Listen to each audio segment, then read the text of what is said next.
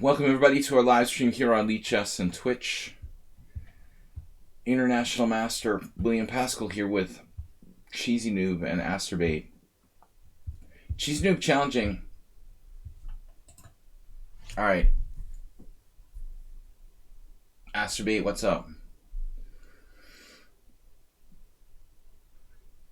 Having a monologue this morning. Asterbait is a good target for private messages. If you'd like to get yourself unbanned or something like that, he's the man to talk to. Alright. If you can remember how to spell your name. Cheesy Noob, what's up? Thank you for playing in our team battle in the simul yesterday. I've got very good seasonal allergies, so I might start uncontrollably sneezing here in any moment. How's our camera with the Pandacam? Pandacam, live Pandacam. Pandacam.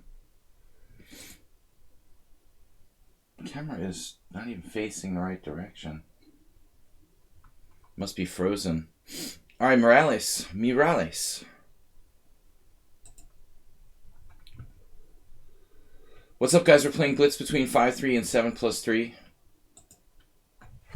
This camera is not placed correctly, but it looks like it's frozen anyway. Not capturing Panda's every move. So we played pretty well yesterday, considering not playing chess since Friday morning. Saturday's my one day off in most cases. I was happy that I did all right. Effectively lost 2 games in the simul yesterday, even though I only technically lost against DK Guy. There was another very strange game where my opponent resigned in a winning position. So I'll count it as 2 losses. But still, it was a decent simul. So we had a lot of draws, though. Very high percentage of draws. I played too solidly, I guess. In general, though, my style is a little too solid. But, I mean, I try to err on the solid side when I have to play so many games at once. It's impossible to embark on crazy tactical, insanity when I'm playing 25 boards. So we try to keep it solid, and that's my natural style, I guess. 9 draws is a lot of draws in 23 games. But still, not too many losses, so it was good. Thanks, guys. No, it wasn't you who resigned. That was a weird account that I, don't know too much about. Talvin's new account. No, I don't know. Suspicious. Anyway, alright, we're going to get started. So 2 tough customers I'm trying to avoid here. Cheesy Noob and Morales. Why can't I get some 1300s or something to warm up on? I mean, immediately it's like 2075, 2033. Brutal. Anyway. Alright, so against Cheesy Noob, we had an interesting opening. I looked at that game. I didn't have time to look at all my games. I tried to look at the more interesting ones yesterday. Yeah, one of your shorter losses, Antonio. It's funny, like, during the simul, I mentioned the possibility of bishop d1, which I know from another c3 Sicilian position, but there it doesn't save you. There was no saving move. You were lost when you played bishop takes f3, I guess. So Cheesy Noob now varying from his simul game from yesterday with d4. This is not usually played. Black center should be slightly overextended on d4. I'm not really sure knight e5 does a lot, though.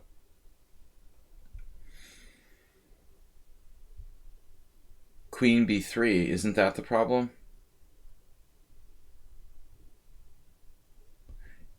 Isn't that the problem, kiddies?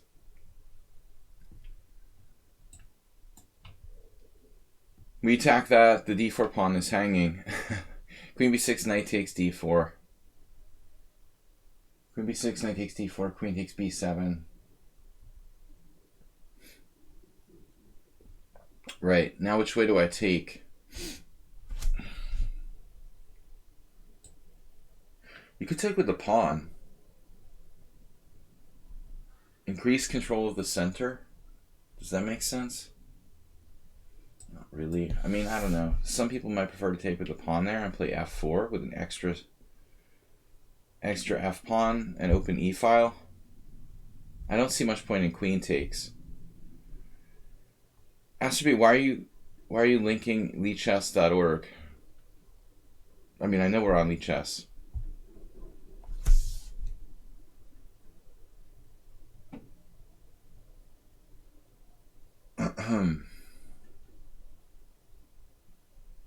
Yeah, like a Trumpowski-esque thing.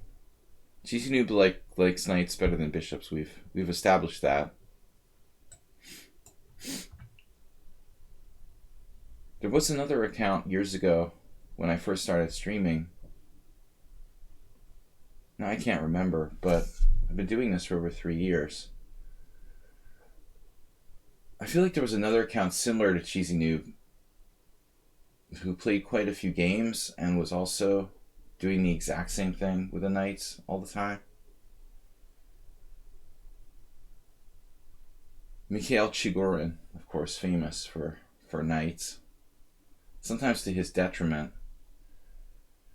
But I mentioned this a couple of weeks ago. There was a Hungarian Blitz player who I knew who was obsessed with this, or is. He's still around. But in general, bishops are just superior pieces. It's not really something you should, get too used to. Just trading your bishops for knights for no reason. Cheesy Noob does it every game with both colors. It's like bishop g5, bishop g4, bishop takes f3 every single game. Or he plays what? Was he playing London system with white? No, it's always bishop g5. No London system. Similar to the London system. Hey, what's up, Talvin? Alright, bishop g2. I don't know, maybe queen takes b3, a takes b, knight d2.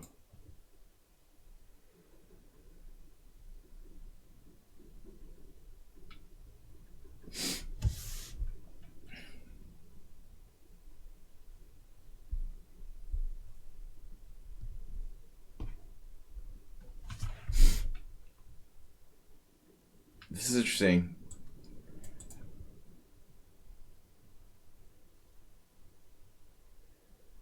Yeah, kind of a like lichess style move. For humans, I mean, normally we don't like to put pieces on squares like this, but it's all about preventing e3. The piece itself is not really well placed on b4. Ocean Wisdom. Ocean Wisdom, welcome. Alright, so my queen is a bit misplaced here on b3, and I feel like his queen is also misplaced on b6. Knight is the issue. I want to get the knight to an active square. But hard to break free. I mean, break free without e3, which he's preventing.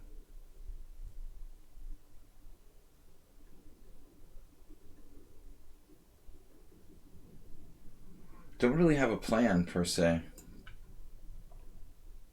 In general, attacking the bishop on c5, driving it away, trying to play e3 would be a plan.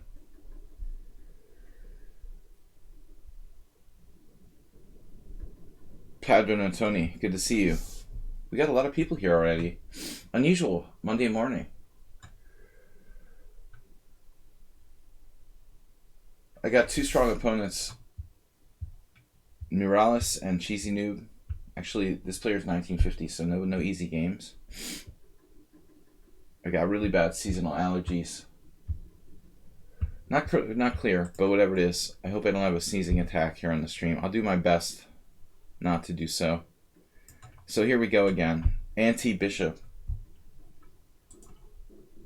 Cheesy Noob obviously has this sort of like personality disorder where he doesn't like bishops.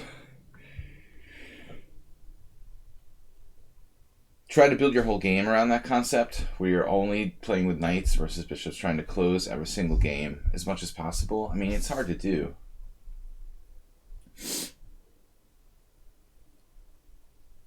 The more I play with someone, the more I kind of understand what their style is. It just seems like this is his main thing. My queen clearly has to move again. But I think, again, as I said, the queen on b6 is just as bad or worse than my queen. In terms of misplacement, so we're leaving his queen in an embarrassing exposed position, potentially on the b file. If b4 becomes a factor, is this queen just going to be a target to my pawns and stuff? Or possibly a bishop?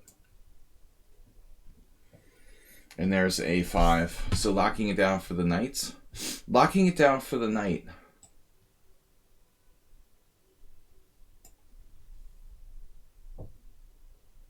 I'm ready for f5. We'll take and play rook b1, a3, b4.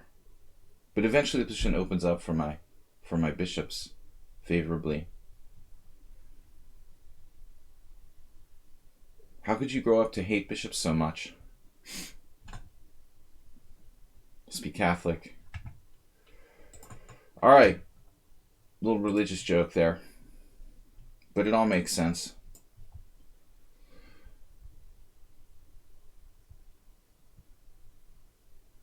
All my Catholic friends had to go to like church school when they're in school. They hated that. Resentment for bishops is the result. Padre Antonio would probably know what I'm talking about. Do you have a resentment for bishops? All right. Castles b4. Actually, Padre Antonio seems to be pretty happy with bishops. Now that I think about it, he likes bishops.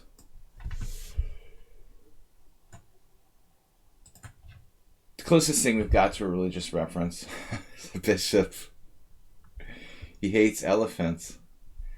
That's weird. I thought in the original form of chess that the rooks were elephants. Why do I think that? That's weird. I just feel like rooks should have been the elephants, I guess. What am I doing?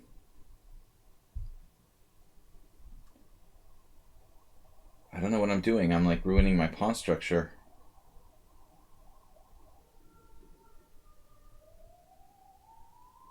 Voluntarily ruining my own pawn structure. But still, the openness of this position must favor the bishops, even with the messed up pawn structure. I've still got the b file.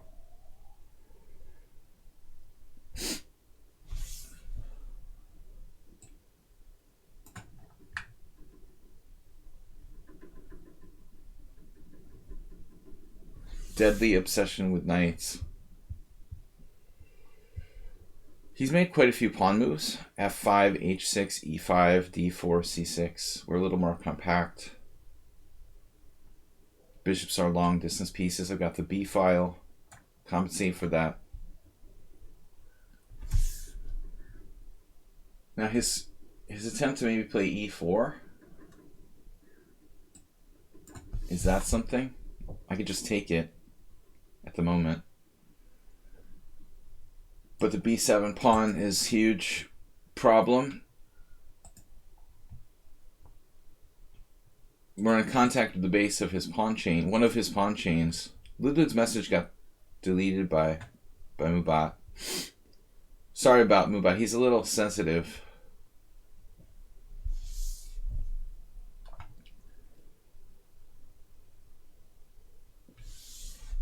I was actually thinking about that, except I thought about b5 for some reason.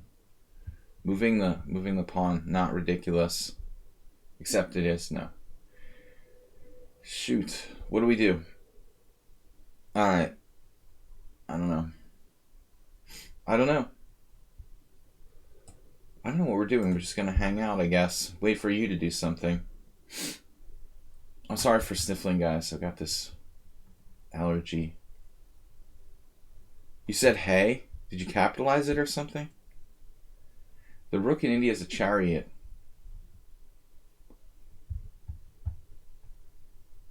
We got a lot of people here today. What did you do, Ludwig? You said hey and Mubat freaked out. Morales We're going to take subscribers first. So, who's a subscriber? Just Morales? Anyone else in the list? I don't accept a 7-0. I don't know why AP is challenging me that. He knows that. He should know that. Alright. Looks like Queen B7 is a blunder. Weird. Weird blunder from Cheesy Noob. Maybe not so much, though. I mean, he can actually trade rooks and then take on B6. I'm not really threatening anything. Rook takes B6, Queen B6, A B6, Rook A1 check. 2 rooks for the queen I didn't want. Not in this position. Not with my bishop being, like, sucked back to F1. Probably not good. Clear advantage to white with 2 bishops.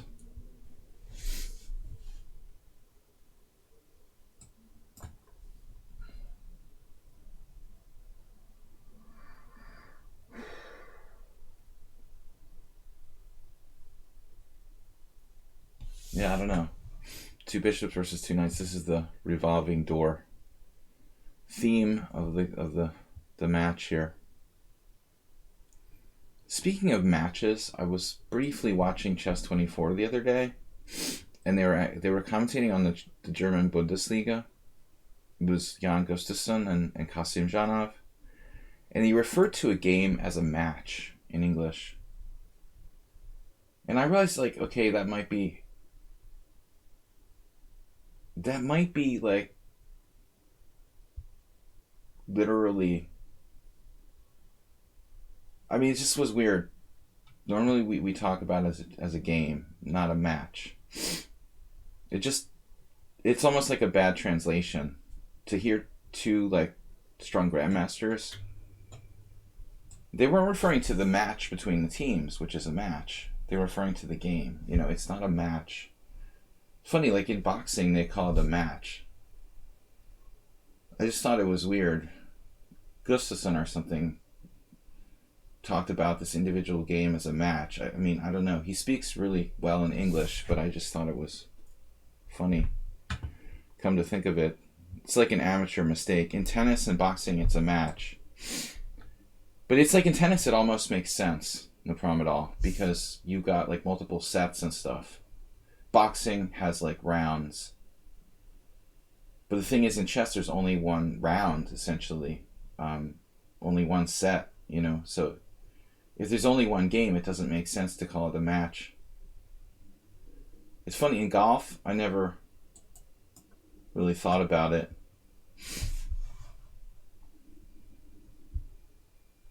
Right, exactly. In tennis, it makes sense. A match is a set of multiple games.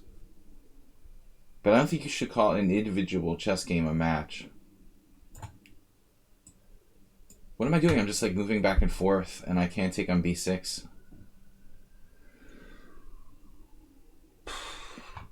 Very strange. H5, well that's sound.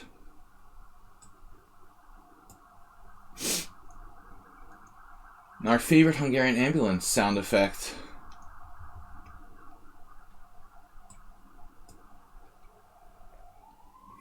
Cheesy Noob just went kind of berserk here. Literally berserking.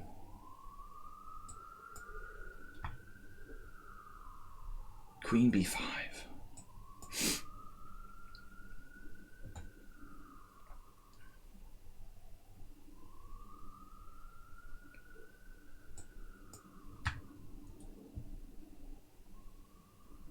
Okay, white is winning. But I suppose I could still fall into some sort of cheapo.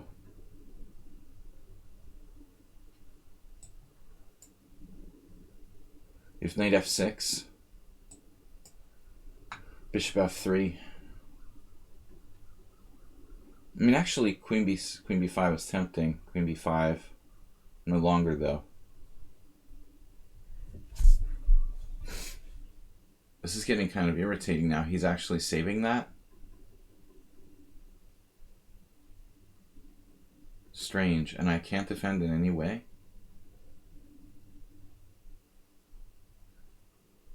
That's odd. No way to protect my pawn at all. Huh. It's pretty amazing.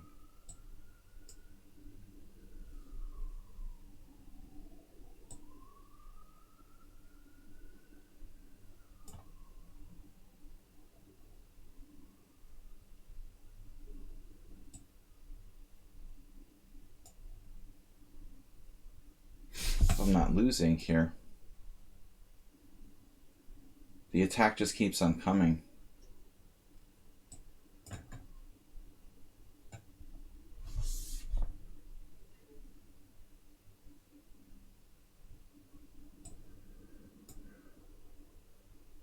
Damn. Alright, he missed some good moves.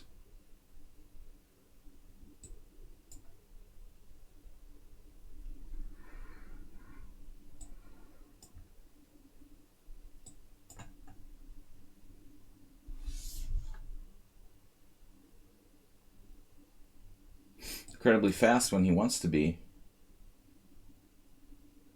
isn't he?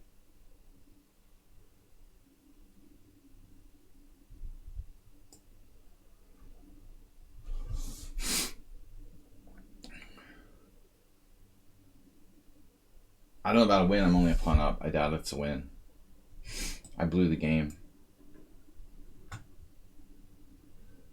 There's no reason this should be a win, realistically. Maybe his king safety now is a factor.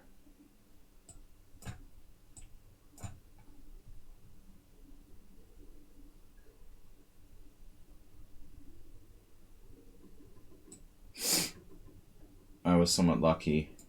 Why would I uncut his king off?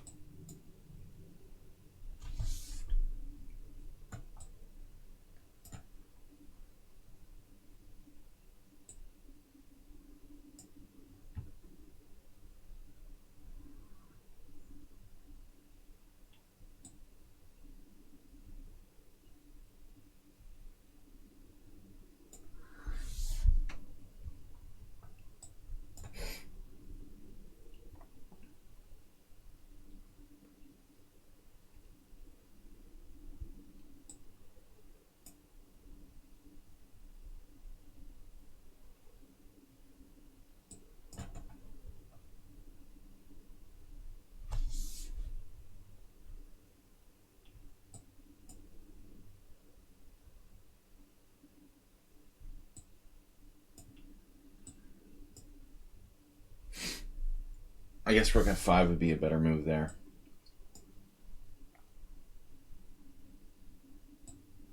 Pretty much anything.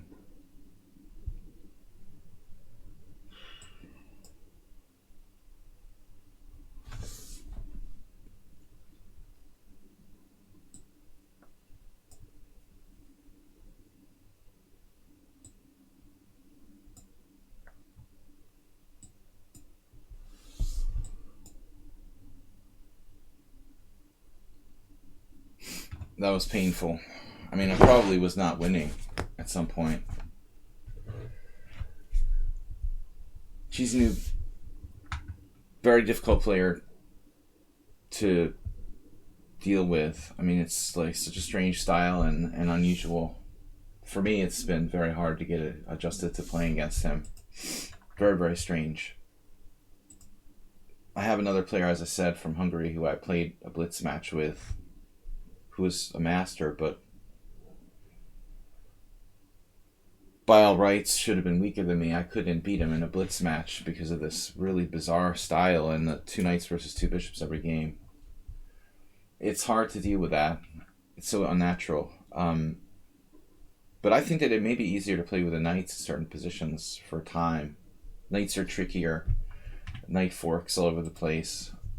This particular player who I played the aforementioned Blitz match with, I think like 200 rating points lower than me, and I couldn't really make any headway against him because he was so professional in that specific thing. He would force it every game. Miralles is up next. Any other players who are subscribers to the stream can play.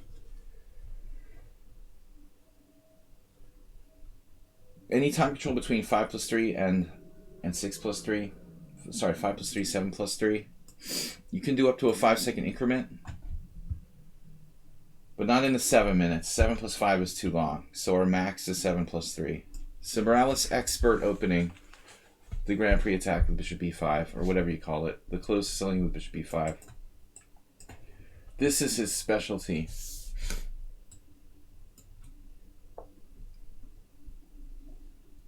I've realized that it's not easy for black to deal with this, but it's the lesser of the evils. I've experimented with doing like g6 on move 2. Too many problems, it seems like, for black there. Alright. Pro Chessy, thank you for the bits. Sorry, guys. Very bad, some sort of allergy. It just started the last couple days.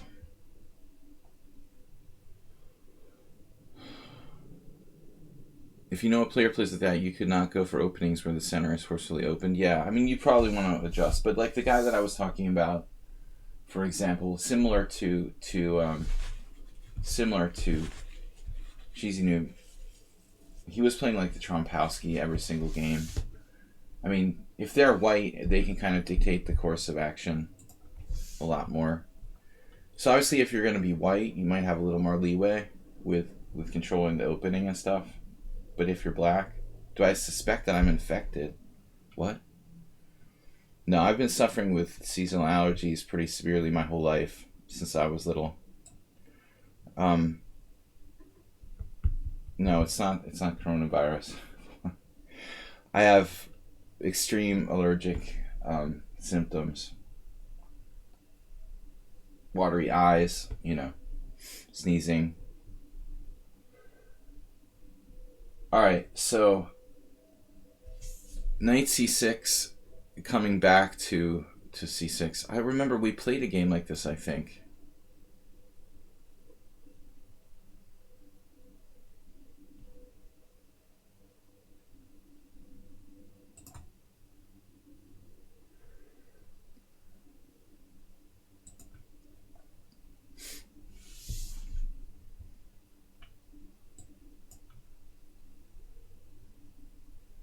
So basically, where am I? I mean, am I a tempo down?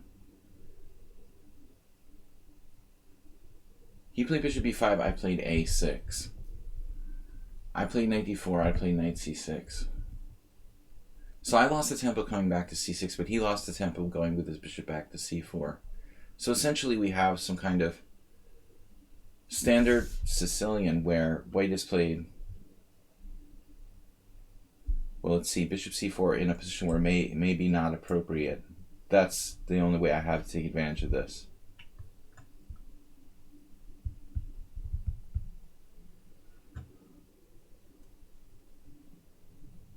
The earth is flat, too. Kanye West for president. I mean, what kind of stuff is this? All right, anyway. Flat earthers for Kanye West. Castles.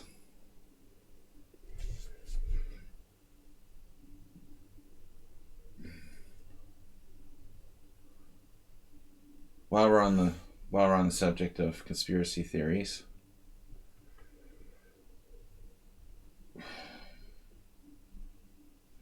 so he's basically playing an open Sicilian with bishop c4 against e6, which is considered just bad. However, if I play d6, it would probably transpose to a standard position. So my only advantage here is the fact that my d-pawn hasn't moved up to d6. I could possibly play d5 in one move.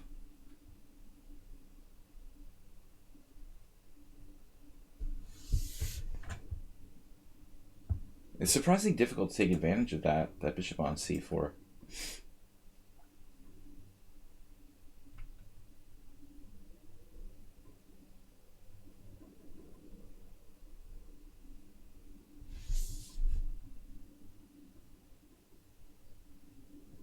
Well, it's like a normal con Sicilian.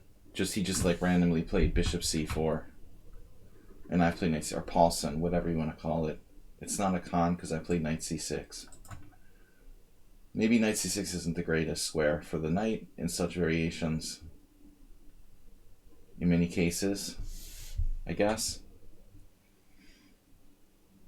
I'm also not accustomed to playing this kind of formation. If I played d6, I would be a little happier with something that I know. But in that case, alright, well, anyway, whatever. Queen c7 looks like a good move. Fischer.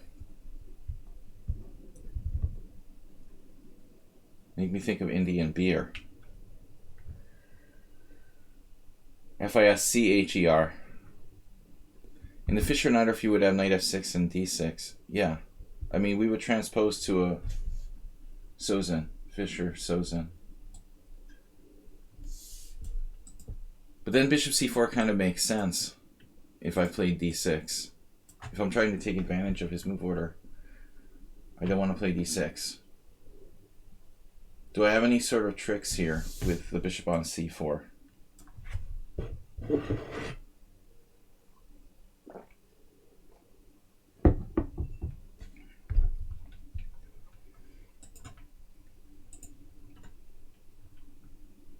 Not immediately. I'm not threatening anything. He just takes back with the queen. And I want to get my king out of the center. I mean, Morales is playing only closed Sicilians and then transposing with this d4. It does seem strange that he could make that adjustment. Rook e1 makes sense.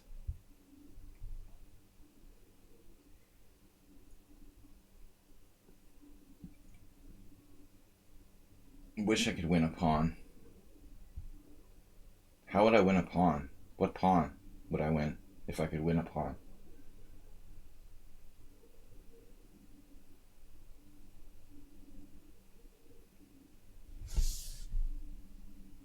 I'm not even like attacking one of his pawns. How could I potentially win a pawn? The pawn on h2? Like this one? The c2 pawn? Alright, I gotta play faster. Yeah, rook e1 is his best possible move here. But he has no pawn play at all. He has no plan involving using the pawns whatsoever. I wonder about b5 now. Does seem kind of logical.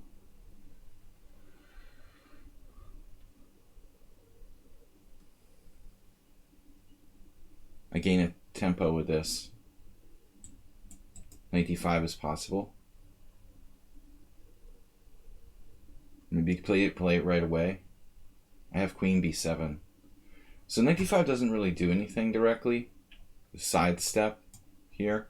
I don't have to accept his piece sacrifice. Padron Antoni. Morales is he's out for revenge because he blundered in the opening in the simul yesterday. He's very competitive. But he has no business playing bishop c4 in the open Sicilian against an e6 type formation, getting away with it. It's strange that, I don't know, maybe queen c7 is bad. I have to find a better way to play this. If I play knight f6, I was actually concerned he would take on c6 and play e5. If I don't play, so what do I do? It's very strange. We can look it up after the game. I mean, you're not going to find any games with this position. It just doesn't happen. Nobody plays bishop c4 in this type of position. If we try to look it up, you'll come up with 0. It's impossible to find a frame of reference. If we look this position up, we'll come up with like 0 master games. We'll see what Stockfish says. Stockfisher.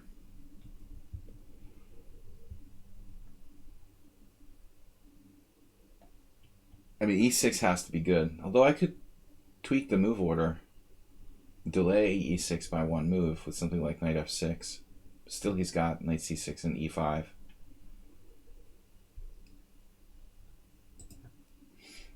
So knight d5. Taking looks dangerous. I could try it.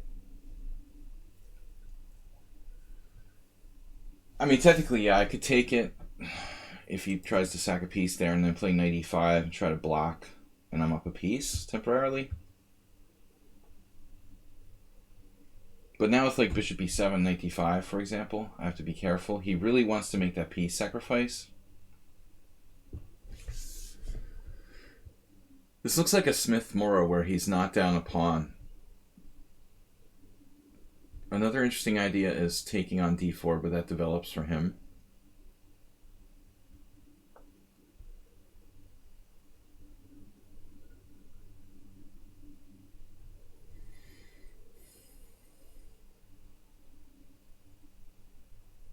No, I think white is all right here. How about d6? Yeah, I'm in trouble there. Justified it, his whole position in that line. Knight e7 like a Smith Mora. Knight takes b5 becomes dangerous. This is unbelievable. I wish f2 I could prove was a weakness. I wonder about bishop c5. How bad is bishop c5?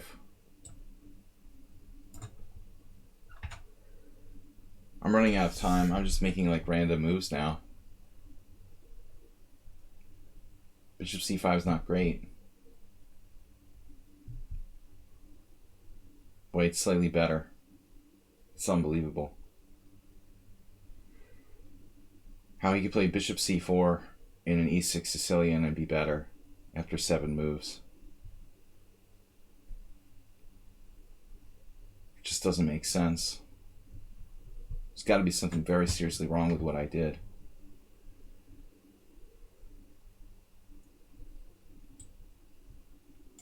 Where did our time go? It's like 6 plus 3, we used up all our time in 10 minutes. Now I'm going to lose a piece. Always these knight sacrifices. It's just crazy.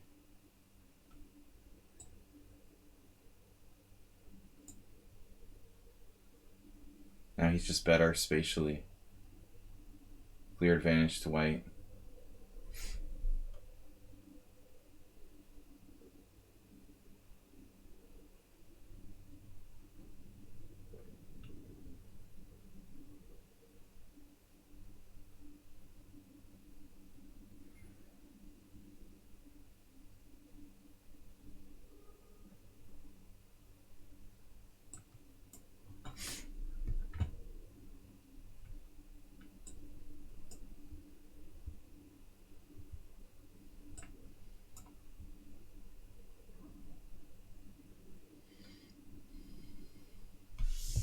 He's clearly angry about his loss in yesterday's simul.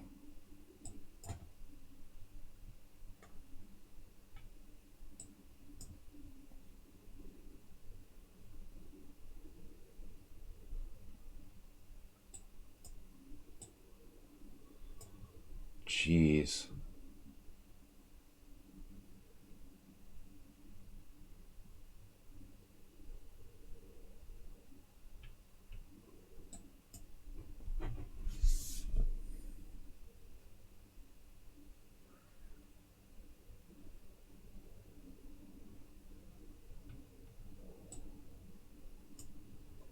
You had d7, very scary move for me there. Angry Birds. I haven't heard that reference in a while.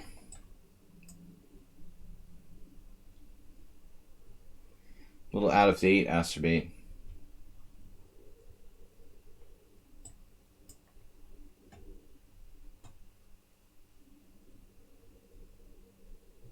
What am I doing?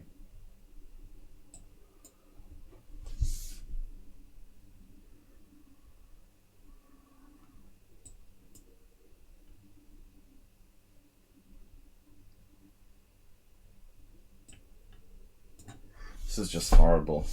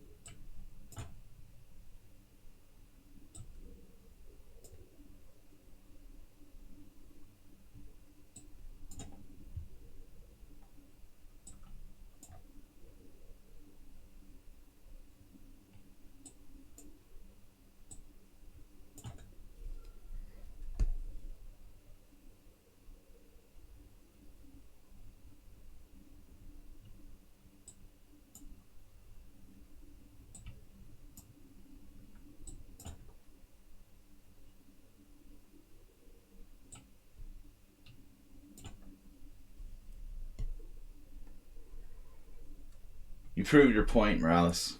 Whatever it was.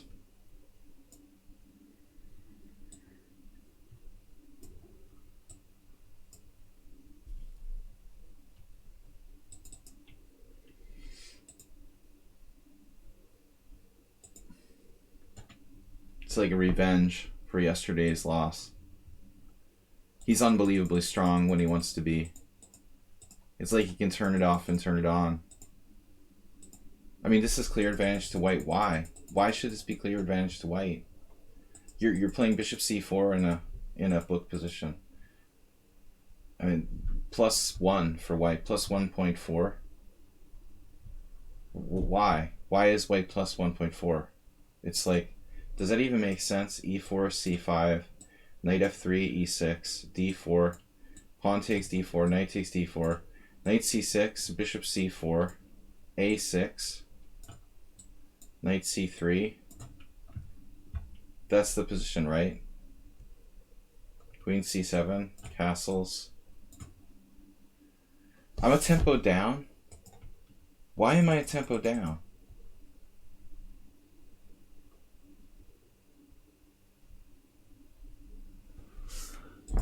Seems like I'm a tempo down. Why?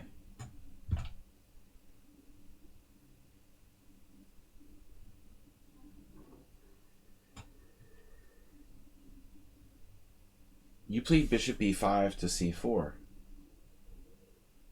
I don't understand, like, how I go a tempo down. 3 moves to the knight. Yeah. Yeah, it's tempo down. It's true. So the best move for me here isn't clear. No problem at all if you allow your bishop takes c6, white is like clearly better. If you allow the bishop to exchange on c6. If these pawns are doubled, it's a clear advantage to white almost automatically in every variation. You can't allow that to happen to your pawn structure. Knight d4 is virtually forced in this position. It's the only good move, I think. e6 is clearly bad for black, and g6 is playable but not great. No, I'm actually a tempo down. That's really weird. Bishop c4, a6, and now knight e2, and knight c6 is dubious. Yeah, this is a mistake. I played it a move too early. I'm supposed to play b5 first.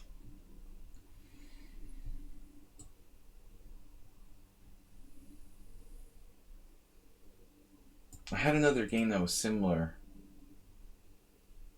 I think my opponent didn't play knight e2. It must have been something like this. Yeah, I'm a full tempo down. White was better the whole game. Monstrously better. Alright, Morales, 2033. Yeah, oddly enough, I came back to a completely okay position. Not here. Thought I had equalized, but not apparently. One moment I thought I was alright. Apparently not. You let me castle, I thought d7 check. You had all sorts of winning moves. Bishop takes, pawn. My c4 was kind of interesting. Bishop d5. Wow. That's a nice shot. Just plays with the pieces, no pawns. You made only 4 blunders, and you still crushed me. Alright, so Ripun, subscriber to the stream. Danis, what's up? Yeah, no, knight c6, queen c7. I can't play knight c6. I thought I had equal tempi, but I'm down a tempo there. You'd think it would still be okay for black, though.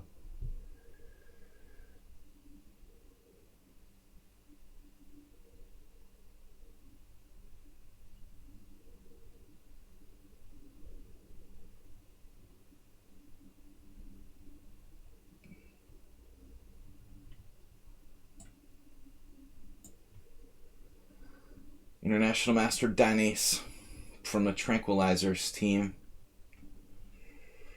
Yeah, I'm under the impression that I'm not a tempo down, but I am.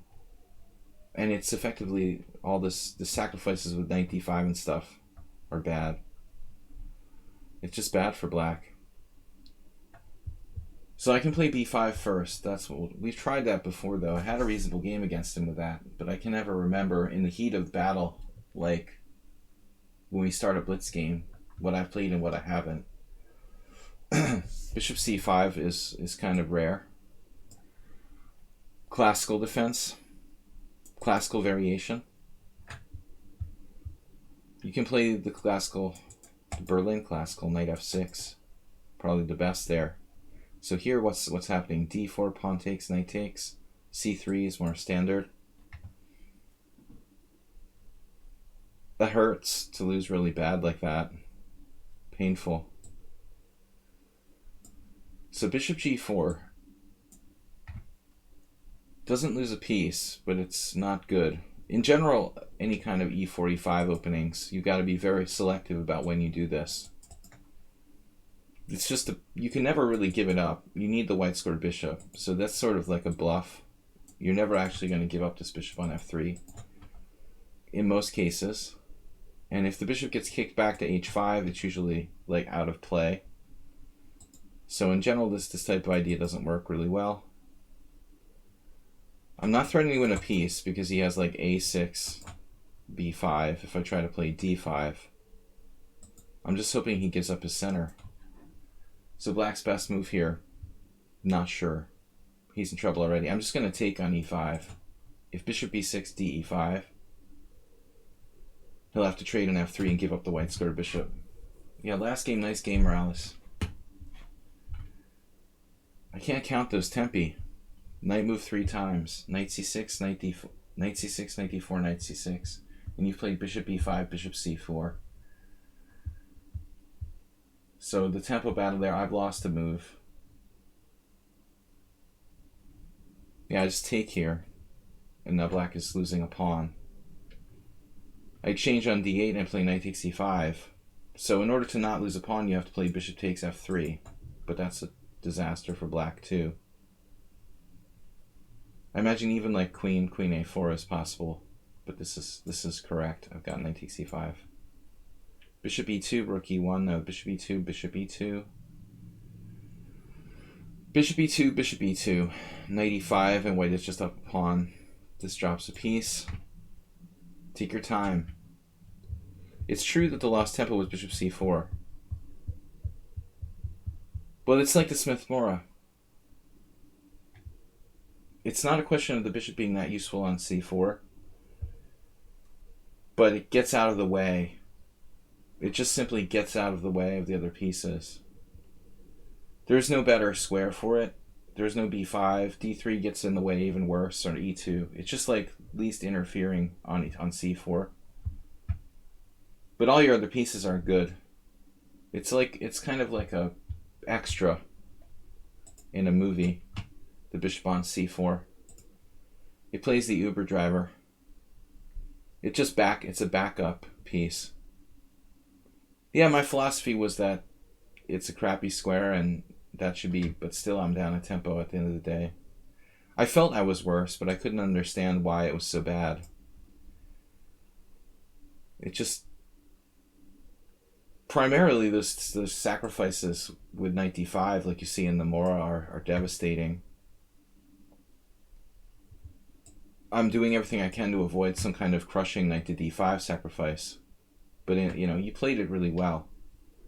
Just simply playing e5 and then having the space with the d6 square. It's another good way to play. I love starting out with a nice big loss in the beginning of the stream. I was feeling so good about my chess yesterday. Pretty good.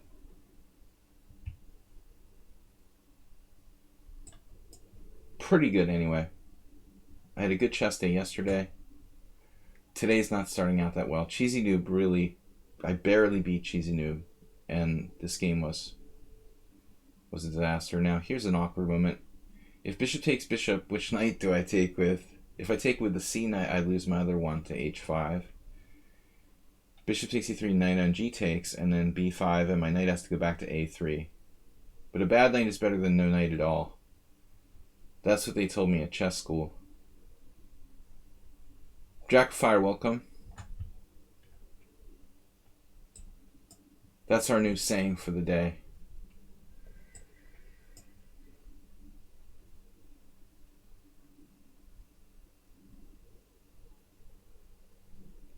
Iskoi7 is new here. Say hello. Guys, welcome to the stream. Gift a gift sub now to be the first one. Gift a sub now. Pro Chessy gifted 2 bits. Somebody's got to beat that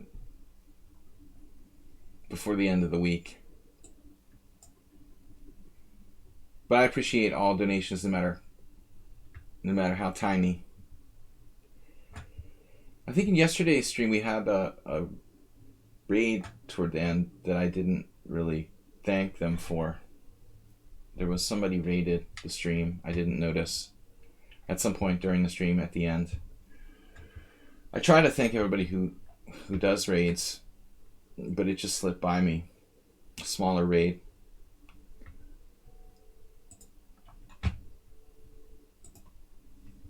Yeah, I mean, you've got to try to avoid exchanges when you're down a piece, obviously. But this is too much. No chance here for black to come back down a knight in a knight ending. Knights in knight end games. Extra knight. Always useful. Alright, guys, so tomorrow night we've got the Blitz, Pawn to Blitz tournament.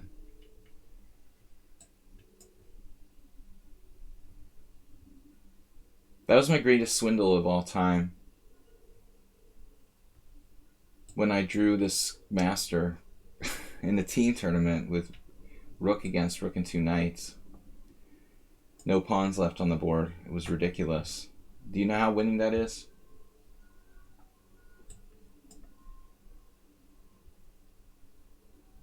The poor guy was so embarrassed. Alright. Church bells. Church bells started kind of early. It's like 12:01 now, it seems like. So I don't know who's a subscriber amongst these. Nobody? Nobody's subscriber. Dracofire, no. Ludlud, no. No subscribers? What about who'll be happy? We'll just take them in order if I don't have a subscriber. Somebody gift a subscription to that, man. Who does that remind you of? Who'll be happy? I don't get this, what it means. Who'll you happy? I keep trying to think it like it means something. I had a couple of these yesterday, but I don't know what to play here. Yeah, I had like E3, the first player, Schrodinger's cat or whatever. First player on the Elenaries. I played E3 against Schrodinger's cat. What is this? No, this is normal. Schrodinger's cat, I think, played E6 or something. That was different. It's actually a Slav. I don't know. I can't figure out where I am. This is normal for the Slav. I keep thinking black played E6 for some reason. Yeah, I don't know who Schrodinger was, but he dropped a piece against me. It's probably some fast player. I don't think that it's necessarily like a title player or something. But he could be, and he did have a good score. But there's plenty of players who are untitled who are probably just really fast. Could be 2,500 plus.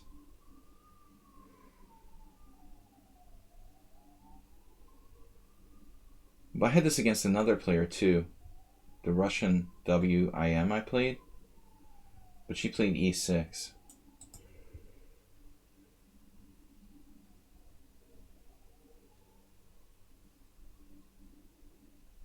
Yeah, bishop f5 is the best, one of the best moves.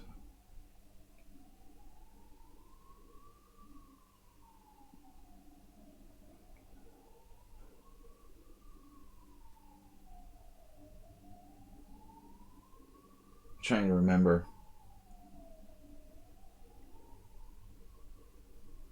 to remember. B3? B3 is too passive to offer white anything. Queen b3, queen b6. What am I doing? Queen b3?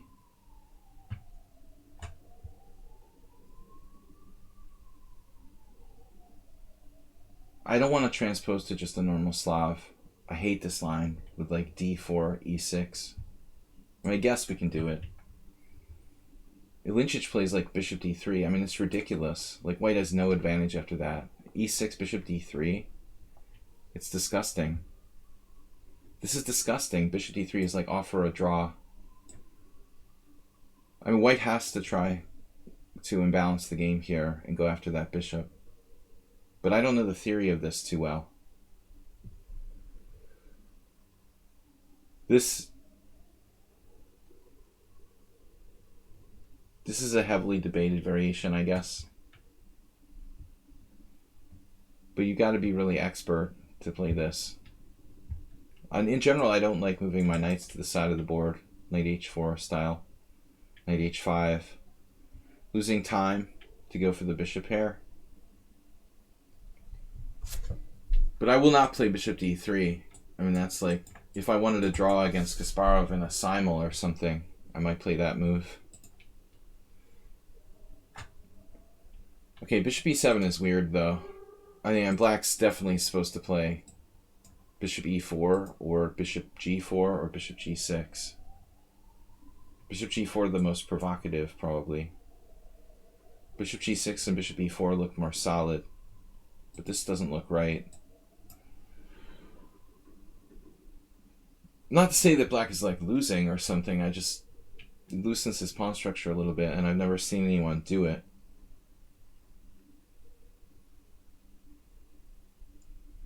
It may be playable. Queen c2. Awful lot of ambulances here. Just like constantly ambulance sounds. But I have noticed that physics concept. When it's windy, like the sounds travel more. Does that seem logical? Maybe this isn't so bad for black. I'm concerned about f4. I guess I should just play like bishop d3. Doesn't seem right, though. Have I tried Stonewall? You're talking to Acerbate? But I don't think you're talking to me or Acerbate. Acerbate should not play the Stonewall. Acerbate is forbidden to play the Stonewall. Or anything like really closed.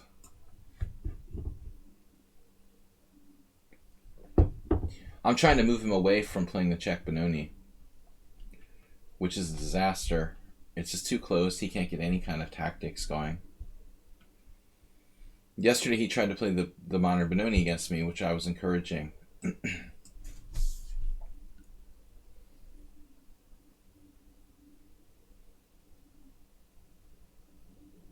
mean, this doesn't seem that bad for black. What am I supposed to play? It's actually pretty lame. I do not like the London system. Well, you shouldn't, because it's boring and lame.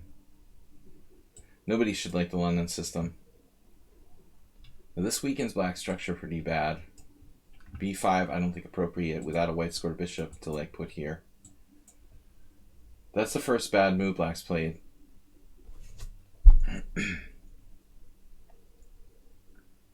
I think the London system is fine, you know, for a club player who wants a solid opening, you know, not too ambitious, or for a beginner who doesn't have time to study normal openings.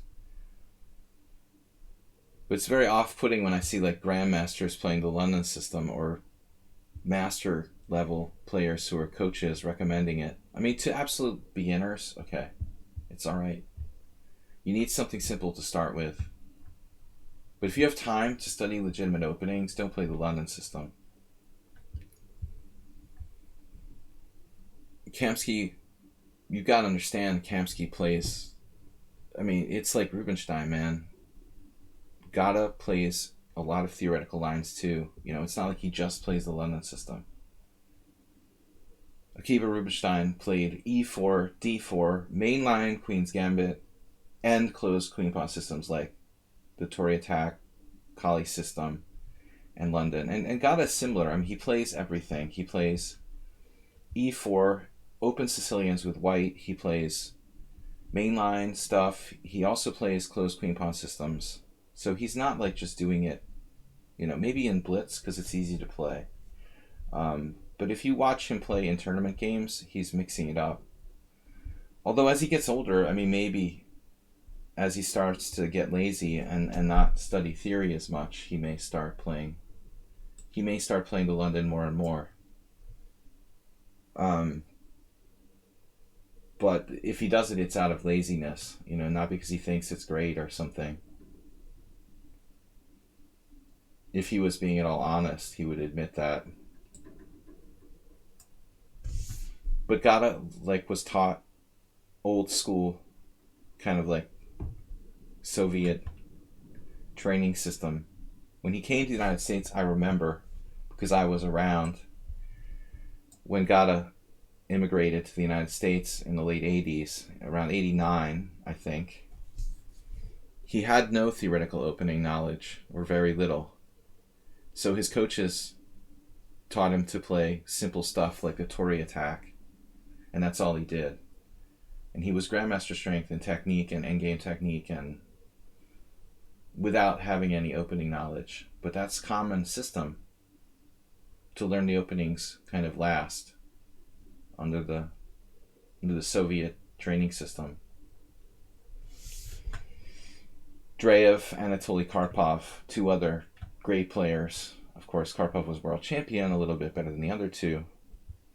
But examples of players who started out playing really very little theory and then, later learning theory.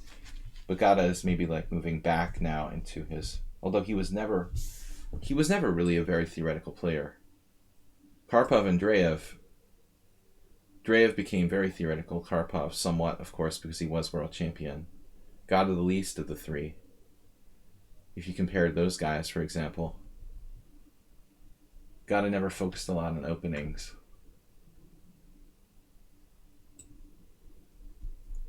I don't like this f4 business. It's still out there.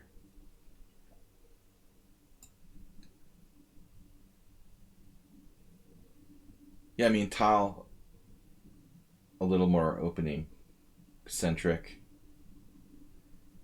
Tal liked to play sharp variations.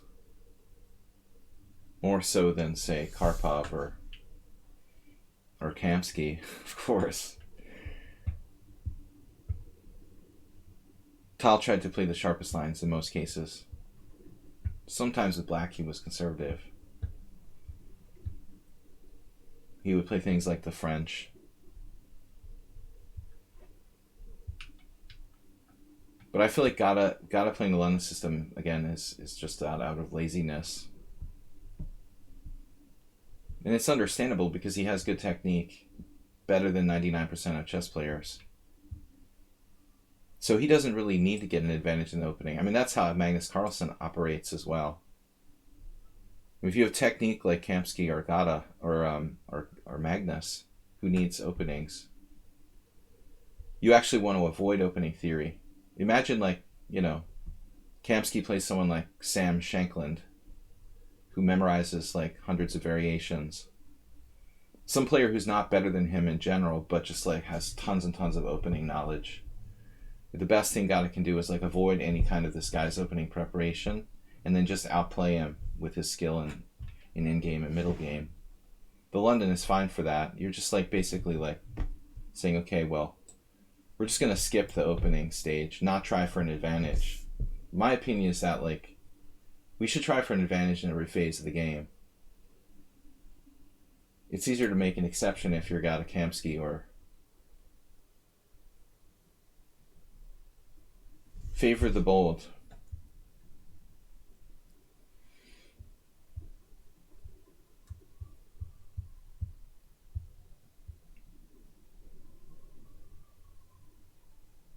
Fortune favors the bold. Isn't that the expression?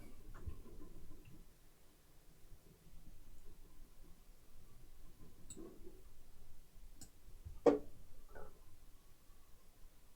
was kind of hoping to get my knight back into the game here.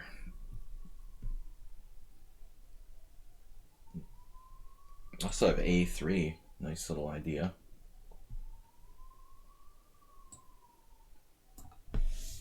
Cheesy noob. The two knights versus two bishops theory.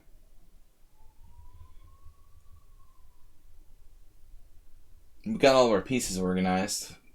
It's still hard to break through.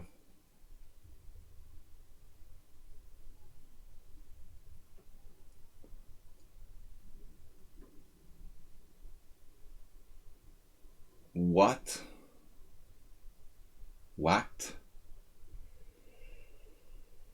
That looks unbelievable.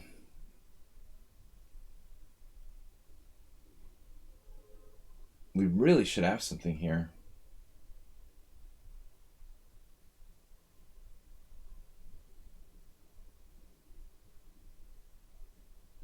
Man.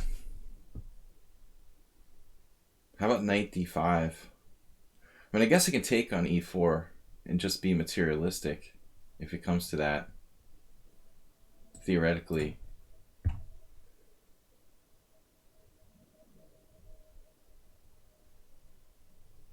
And I'm taking and I'm taking and I'm playing. Now takes on c5. Bishop takes c5. Takes on c5. Rook takes c5. So that's the problem. If I take on c5, he has rook takes c5.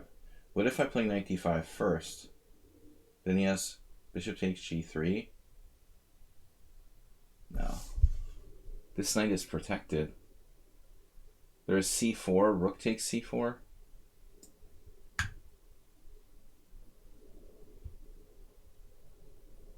Weird. I also have the possibility of a very strong passed pawn on the c file.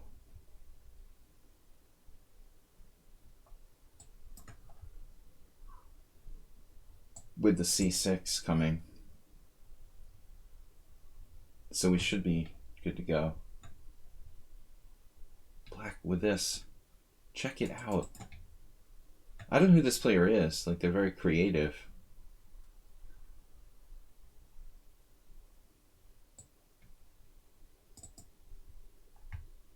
a4.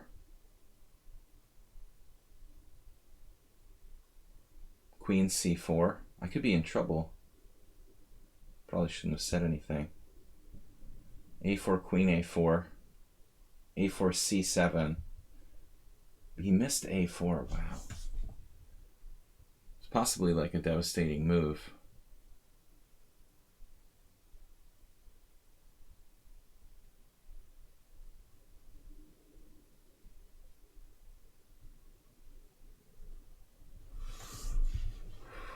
Turkey farm. c7. Black's going to equalize here with rook e5.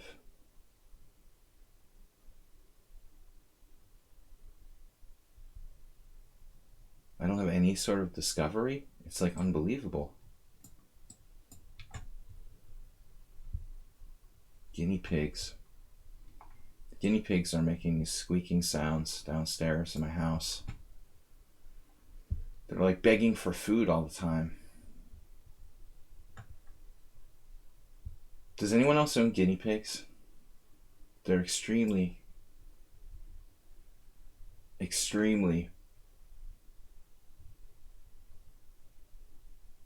selfish. They want to be fed all the time.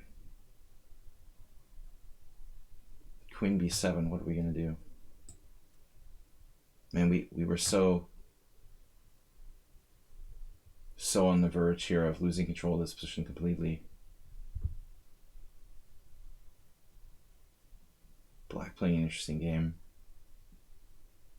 No, you're not even lost. Black just convinced himself that he's lost. But it's probably still okay. And resigned in an equal position. Damn, dude.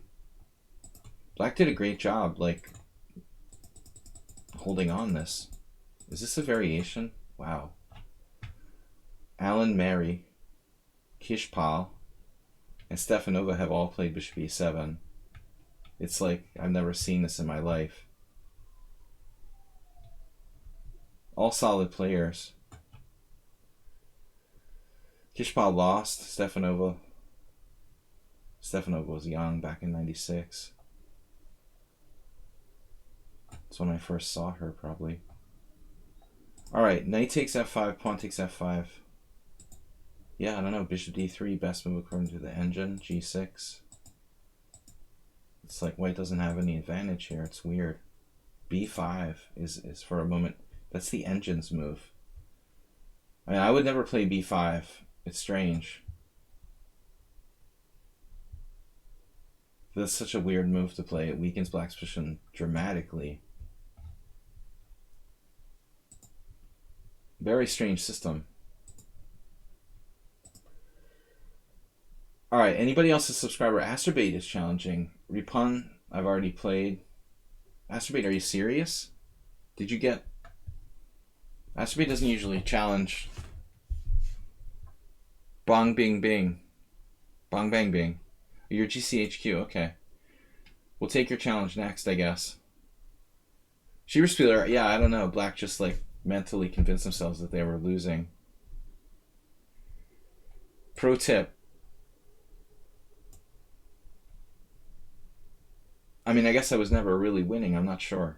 Maybe I was. I must have missed something.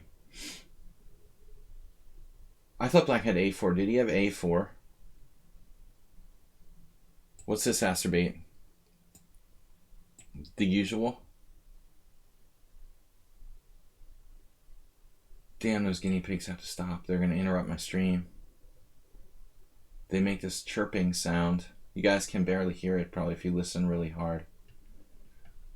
They don't usually do that while I'm streaming. I should put one on the stream, actually. Like Photo Chess, she has like a cat or something. Viewer numbers have been down, and cute little animals are definitely a good draw.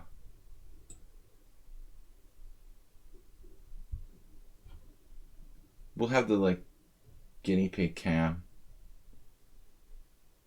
soon. The Italian, no matter what. Yeah.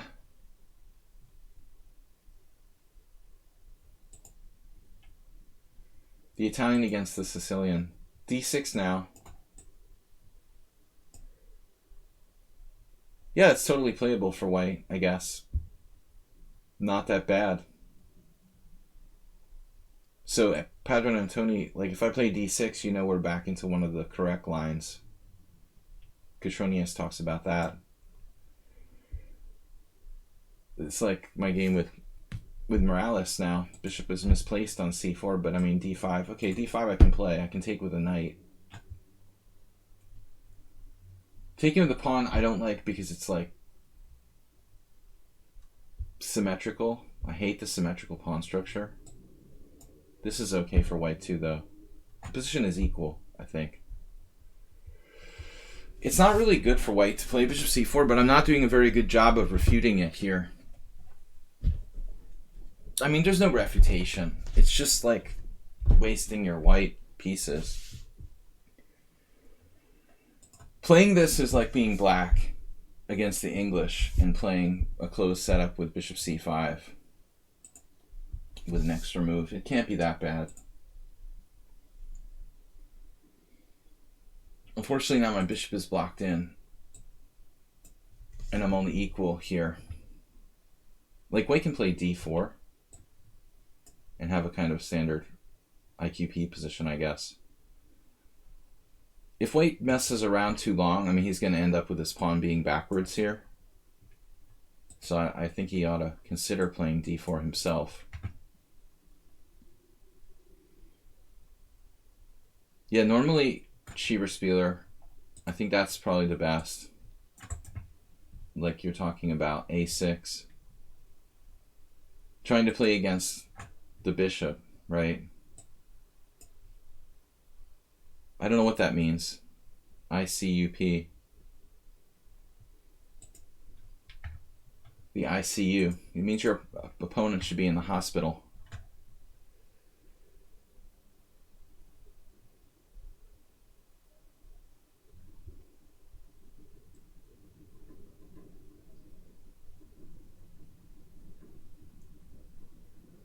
I don't know.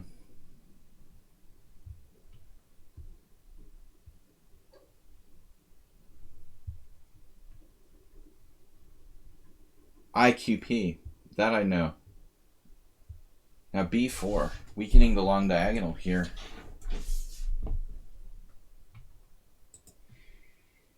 So I can try bishop f6 or something like that. What do you play if I do bishop f6? That actually looks like a bit of a problem for white.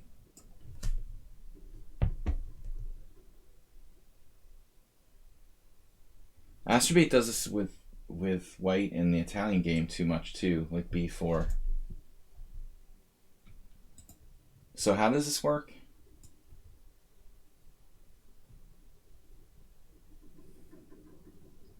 Free pawn? Not exactly. It's complicated. Maybe it is a free pawn, but it's still weird. Knight takes b4, bishop a3.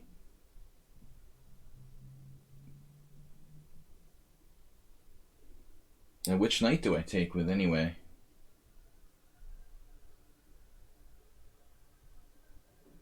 Extremely confusing situation here.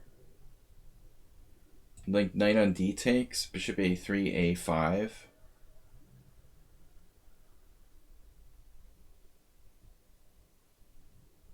I don't know if I can trust this.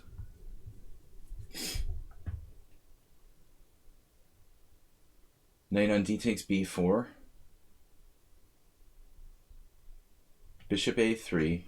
Alright, then I don't have to go there. I can go knight on d takes b4, bishop a3, and now find a better move. But I have to get my rook off the long diagonal. The a3 diagonal. So let's say knight on d takes b4, bishop a3, rook e8, and now the problem is he has bishop b5. There I can play a6.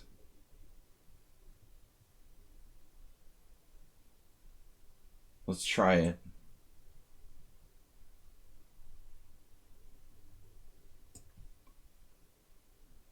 You got two questions to answer: whether to take it, and if you do take it, which knight do you take it with? Because I could take either way. I mean, this knight keeps the pressure on. By taking this way, I keep the knight pressure on d3, I thought. But yeah, you can look at it the other way. Keeping pressure on c3.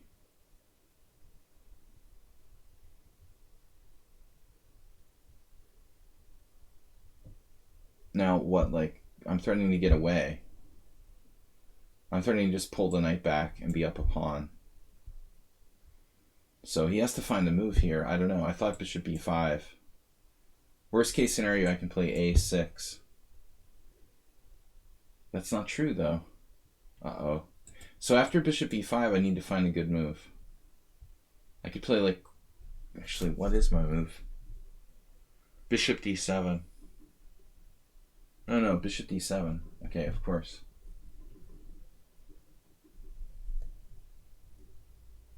If bishop b5, bishop d7, queen a4, a6,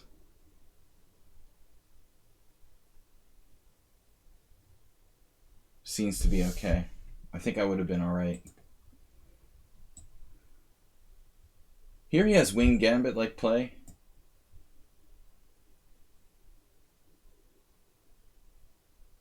And this is like really impulsive decision. Knight e5? Without any development?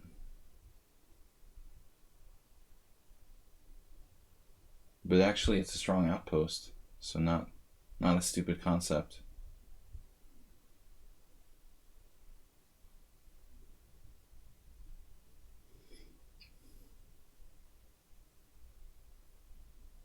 Yeah, he has good wing gambit compensation.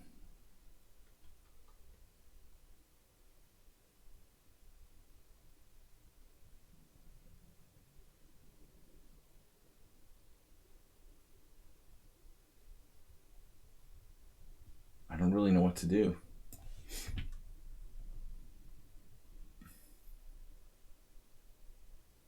I hate giving up my dark squared bishop. Now his bishop's very strong coming in here. He can play opposite bishops. But I thought at least in the endgame I'm safe.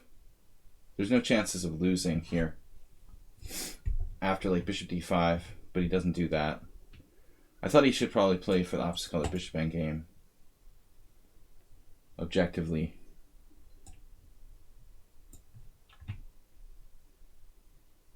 Masturbate is totally uncompromising.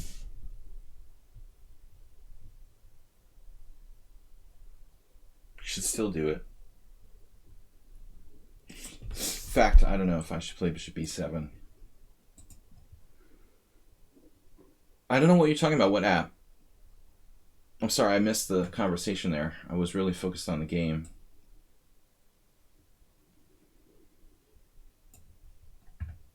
Lichess, the site we're on now, of course has an app. Is that what we're talking about? What's up? What's app? What app?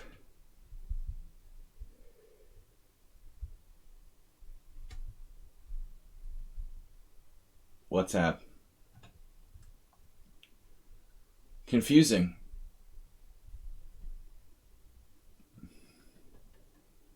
Since that is a real thing. Schieberspieler, what's up? By the way, I was thinking, do you know anything about the Hungarian Team Championship? Is it going to happen? Because I haven't been paying attention. Are we going to start like Hungarian Team Championship this year? Do you know about that?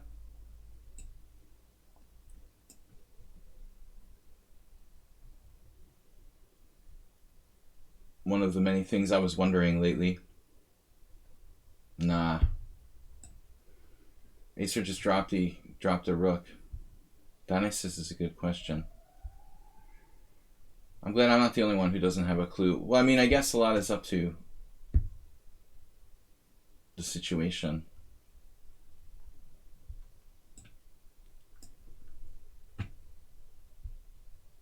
Talk to the leader. Take me to your leader.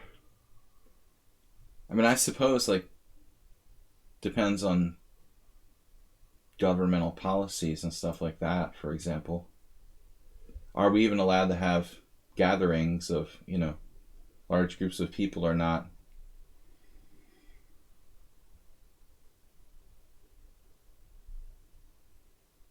Because normally our team championship, Danes and Schieberspieler also play in the Hungarian Team Championship. That would be starting in like October for the second division. Which those guys play in as well. So I was just thinking. But we've got a kind of new lockdown rules and stuff starting from tonight. Like there was supposed to be restaurants have to close by 11 and stuff. Today I get informed that I'll be bored one of my team next season. Interesting to see if Hoboguy gets us into the Western group. Only next year maybe we'll start late or something like that. That could be. Maybe they'll start at the first of the year, like a late season start. Possible. I could see like starting in January, something like that. It would be like a compromise to not having a season at all, for example.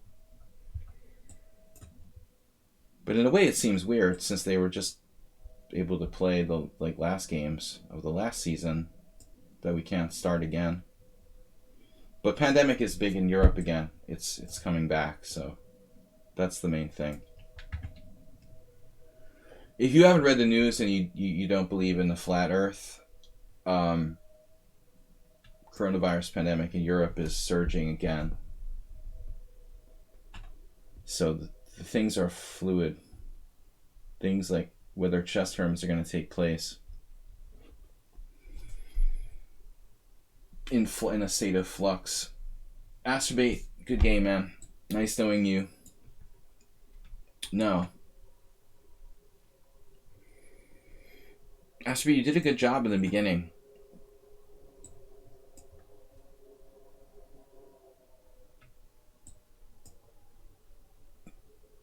In they're over-the-board tourneys. You mean Austria? We have over-the-board tournaments here, too. When you're saying Aus, a lot of people say, yeah, Australia, that's confusing. Because I live next door to Austria, so.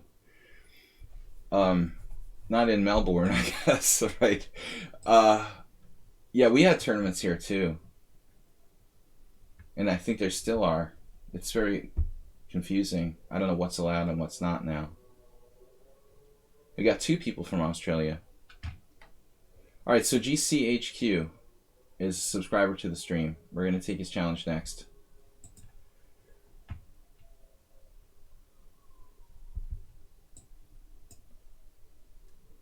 Yeah, I heard Melbourne has like the strictest lockdown in the world or something.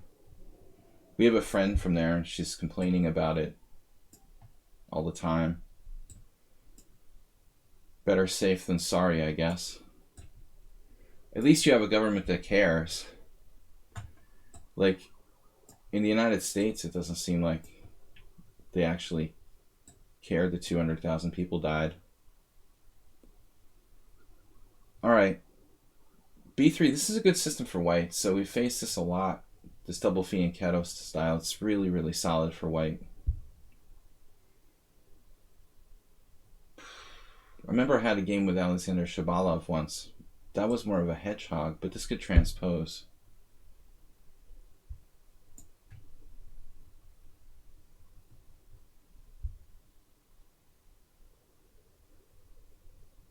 I've only been to Australia once, and that was to Melbourne, actually. One day, maybe I'll get back.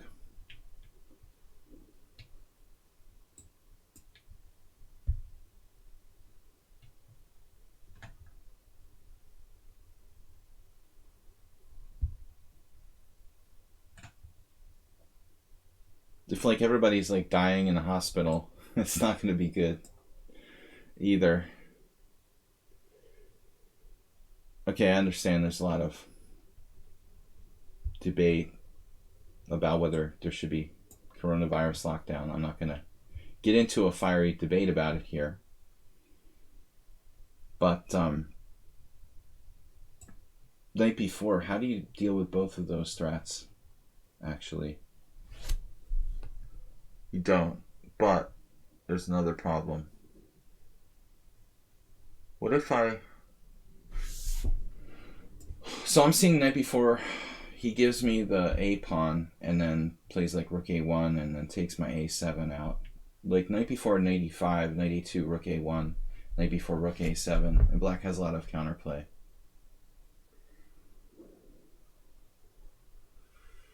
So I don't know what to do. It's possible to play this solidly.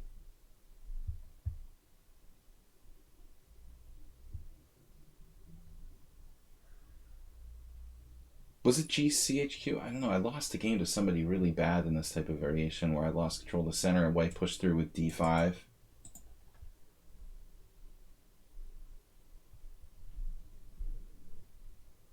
Knight B4, knight E5, knight A1. I mean, knight E2, rook A1, knight B4, rook A7, and I feel like I'm worse now.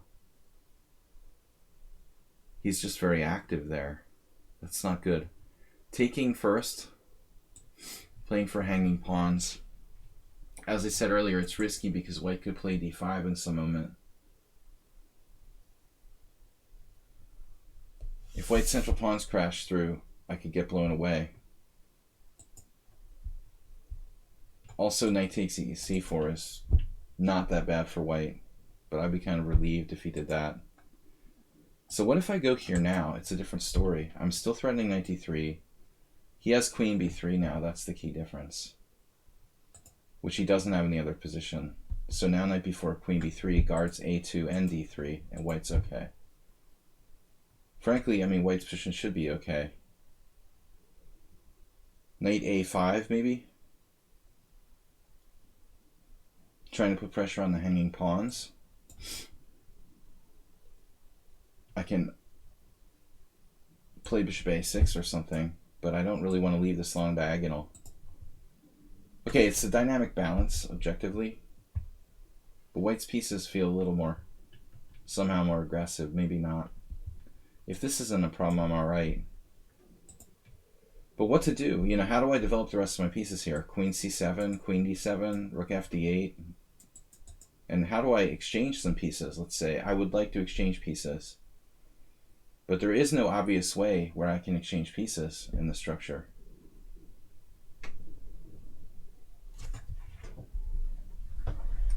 I think this is good, you know. It's good for me at least to simplify the situation. Probably not a bad move for white, but certainly not the most aggressive. Theoretically, trading pieces should favor black just a little bit. His knight on e5 is strong. Still white is fine. But objectively, I would have found it hard to find a plan there if he doesn't exchange those pieces.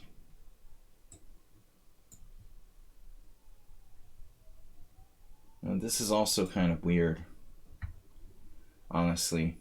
The queen looks reasonable, but a bit off sides on a4. I would think it would have gone to probably f3.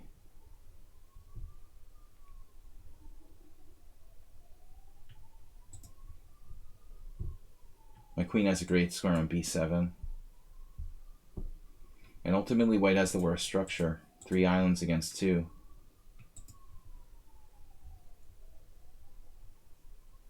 However, we need a plan. b5 would be a great plan. How about a6 and b5? a6 will weaken my structure. Now it's too late. Alright, the more I trade, the better. Keep it simple, no weaknesses.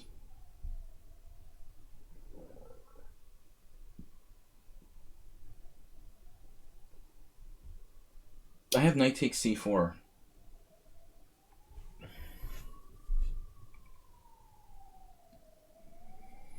No.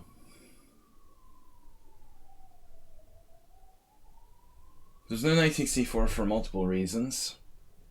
Trying to play for tactics with b5.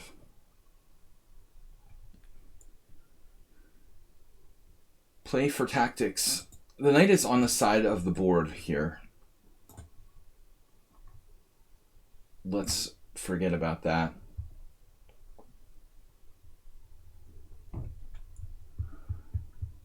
I mean, it's hard to argue that my knight on a5 isn't just inferior to the knight on e5.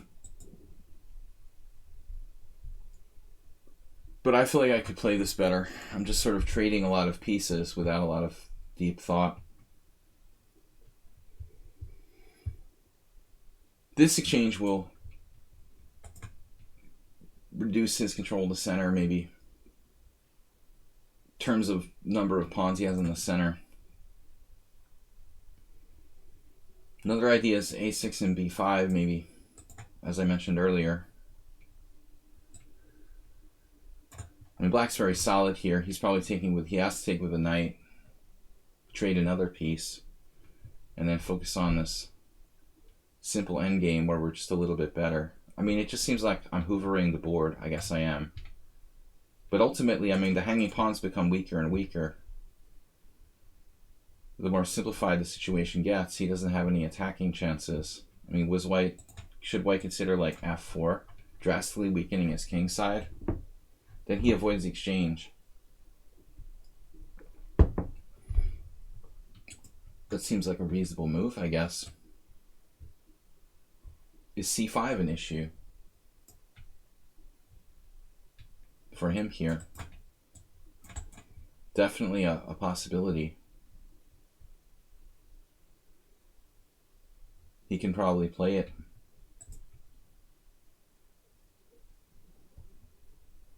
There's tactics, BC, DC, bishop B2. He could also take with a knight. No. No knight takes. Yeah, I don't know if this works.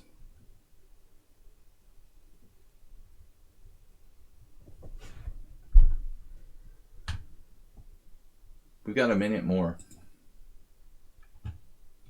But I don't think this has been a very exciting game. I feel like I'm just hoovering the board and hoping my opponent will lose an equal position. I'd like to play more inspiring chess than that. Honestly. This is lazy. Lazy chess, just sort of hoping the opponent will make a mistake. Bishop G5, provoking weaknesses with F4. Man, I don't know.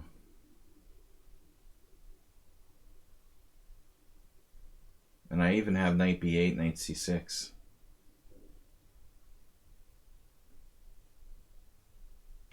Extreme maneuvers. Okay, this makes sense though. I'm bringing pressure on D4.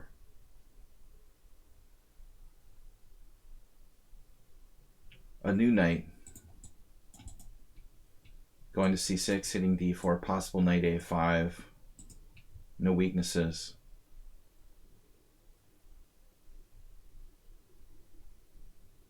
You're influencing me. You think he's influencing me? I've always been boring. Even before I met Schieberspieler, I was trending that way for a long time. It's not true though. When I was younger, I played really stupid on sound stuff. I look at some of my games sometimes like I can't believe I play like that, you know? That's what I do when I look at my old games from like 20 years ago. I can't believe I played like that. I'll say to myself.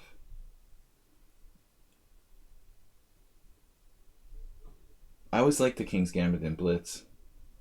Never played it a lot, but even when I was a beginner, I was experimenting with that. I tell people I never played E4 until I was already a master, at least not in a tournament game. I played thousands of Blitz games, like off, hundreds anyway, like offhand with E4, but knight B4, interesting move. Yeah, King's Gambit is fun. I don't know about objectively sound, though. Yeah, we're just hoovering pieces. So, queen takes. Going to the endgame. Oops, I dropped my A-pawn.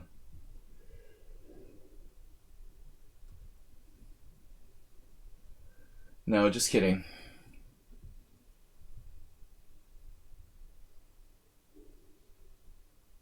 I never met David Smerdon. He plays this Scandinavian with knight f6 though. I kindred soul, I guess. It's a terrible opening that I played a lot. I respect that, you know. Someone be a title player who's willing to play something, even though they know it's unsound and just garbage. I respect creativity in other chess players. What are we gonna do now? Threatening d5? Is he threatening d5 for real? I can just take it. No, then he's got the rook on c1 defended. So this is an issue. Like d5 is a real issue. I have to move my queen. Queen e4. I don't know.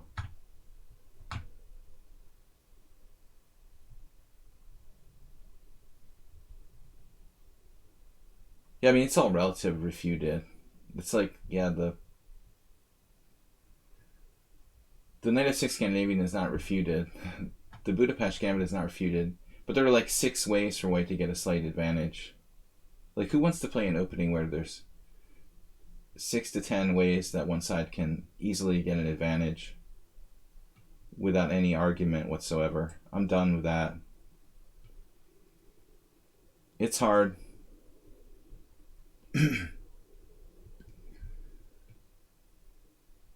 No, I don't know. I don't like fixing his pawn structure.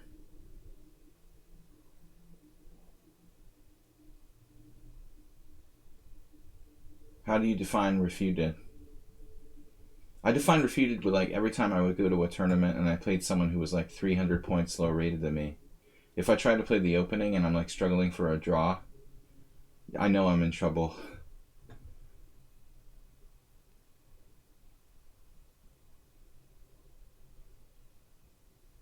How bad is that in game?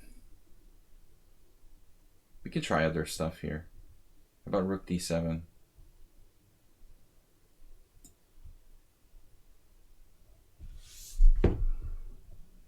It takes a gentle touch to play against this hanging pawn structure. So now we just chill.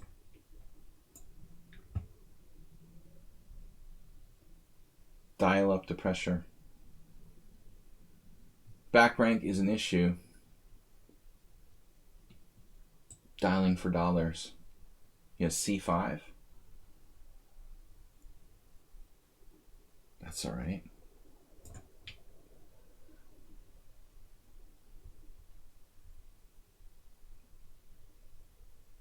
Yeah, refuted as always. Easy to throw out there.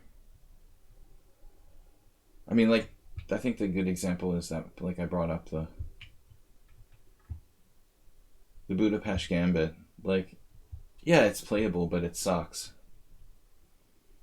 If you want to be slightly worse 100% of the time, play it. Yeah, occasionally you'll get lucky. Somebody will mess it up or something. So what's going on here? White's defended really well.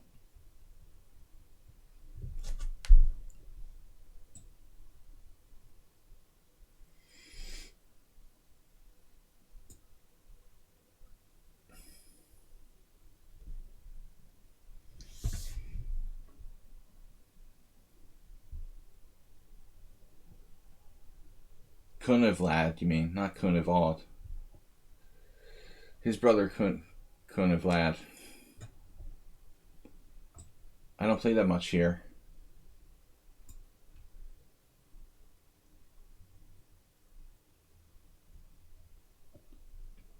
Most of the players on lichess that play are playing like bullet chess, but I don't play enough.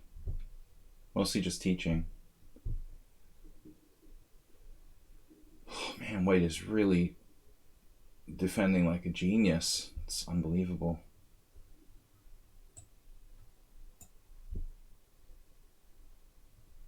Took with the pawn. Now I'm surprised by that. Honestly.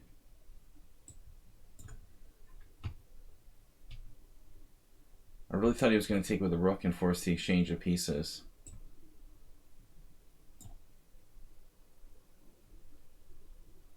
So he doesn't like exchanging.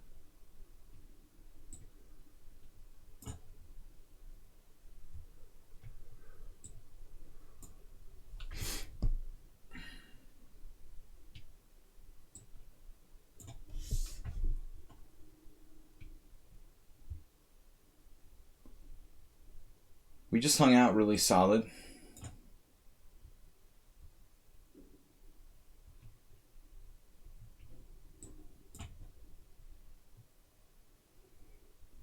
But I'm not like too inspired about my play in this game. I mean, White really went out of his way.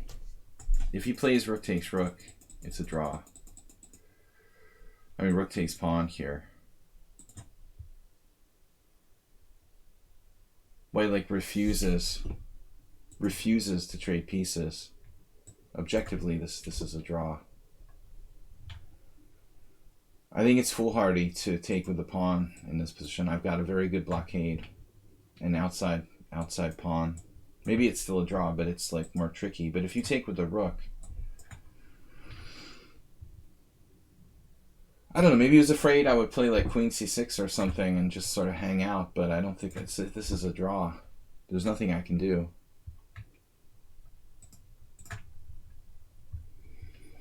Reputin, there's a lot of other players. I usually don't take challenges from the same player twice, unless there's no one else challenging. Sorry, buddy. So, as long as these guys have more than 100 games, I know them. This is 3-0, too fast. 7 plus 3. Alright, we've got half an hour, 40 minutes left. So enough for like 3 games. Bong bang bing, yeah.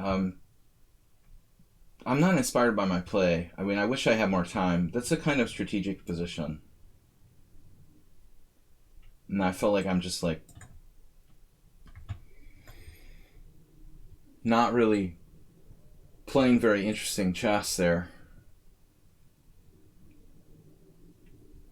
By the way, like I've had numerous people recommending e5. I should really give that a try.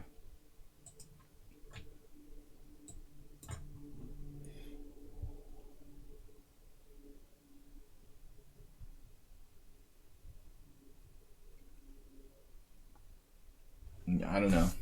So this transposes to something else, I guess. It's actually a Panov after G6.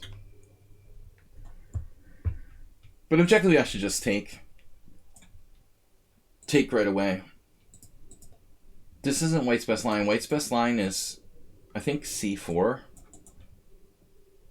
Just kind of Scandinavian-y. Maybe there's also bishop b5 check. I don't know. This is not really a great line for black.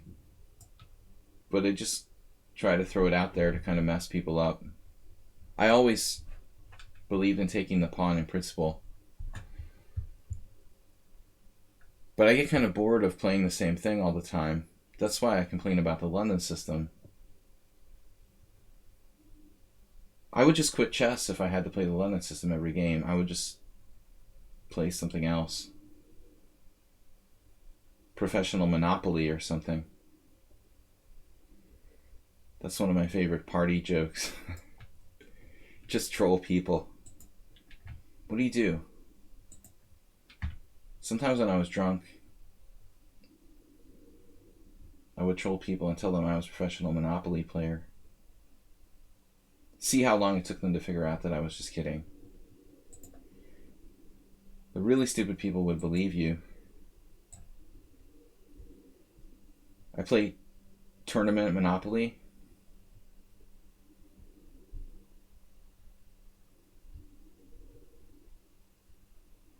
Like, never ever give up your bishop for this knight on d5.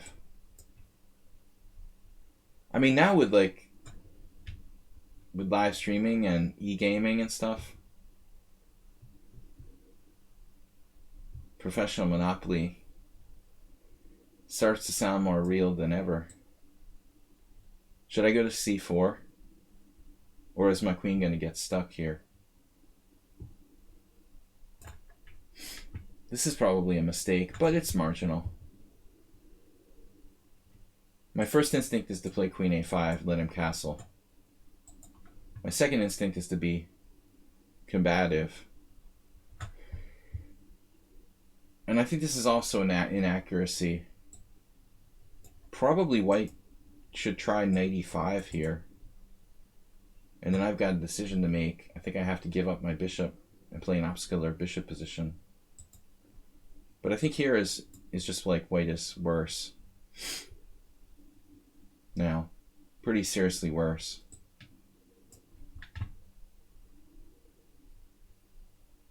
Isolated pawn, black has the bishop pair. This is really weak. I have this unopposed guy. Bishop a6 or bishop e7. Clear advantage to black. But I don't want to overplay my hand. Maybe like bishop a6 is actually a mistake. I should be a little conservative.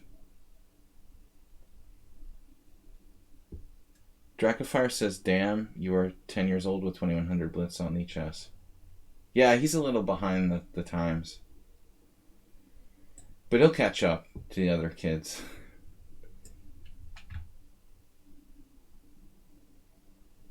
He's just a little behind the learning curve.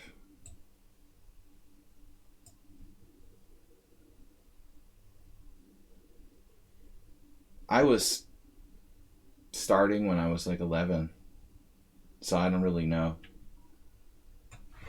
how to identify with that. Okay, White's still hanging on here. He's not that bad. I think we need to be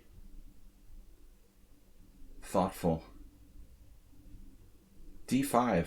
Interesting question. How strong is D5? And is it even a good move or not? You collect Professional Monopoly?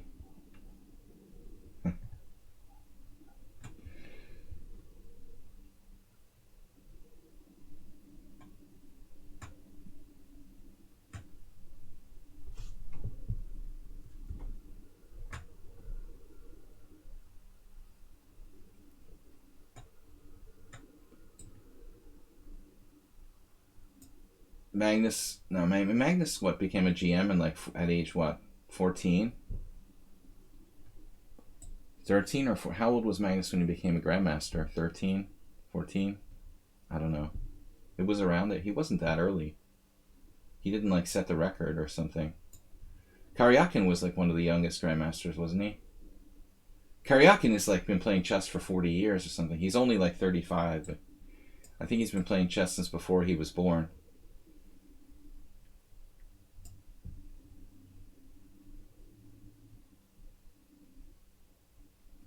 Karyakin has been playing chess longer than most senior citizens.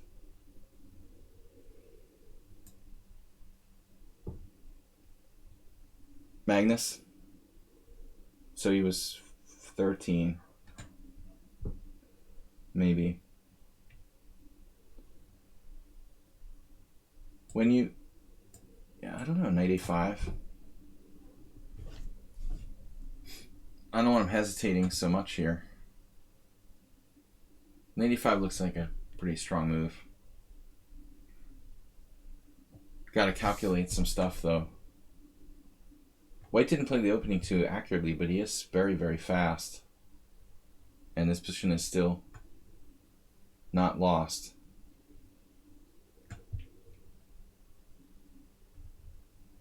Bishop g5, f6 holds.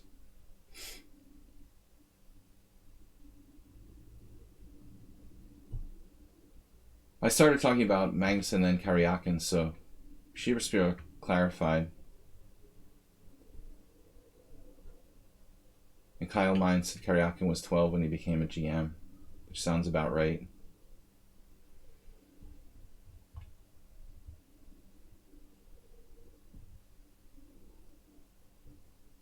Carjacking,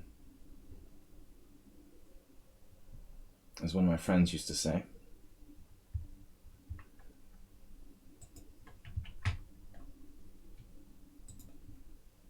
But it's weird for me, you know, someone who started at age 11.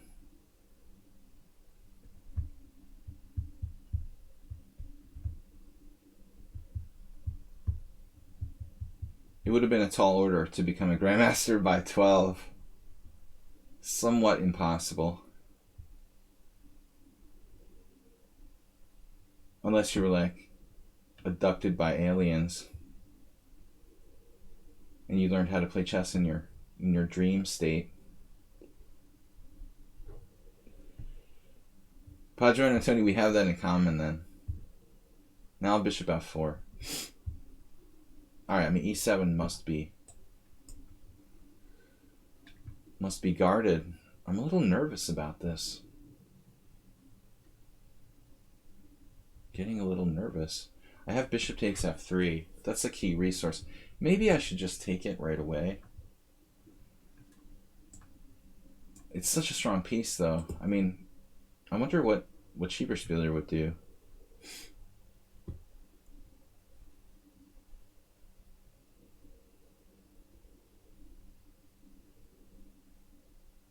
Strangely difficult to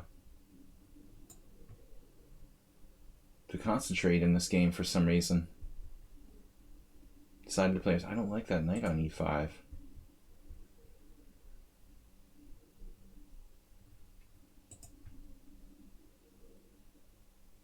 For some reason, Monday is a good day today. Is the St. Louis Chess Festival over yet? Magnus Carlsen Online Championship number 11. I want normal chess again. Yeah, I don't know. Should I take that? Seems like I'm selling out if I take that lousy knight. But then again, here there are problems as well. I've got to worry about serious stuff here. Man, I don't know. Am I even better here? It's unbelievable. White's 1500, keep in mind. I'm not certain what's going on. How do I protect that pawn?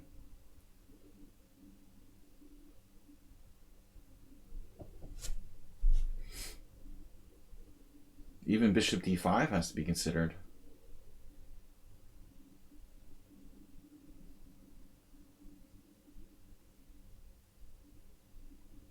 Wow, this is bizarre.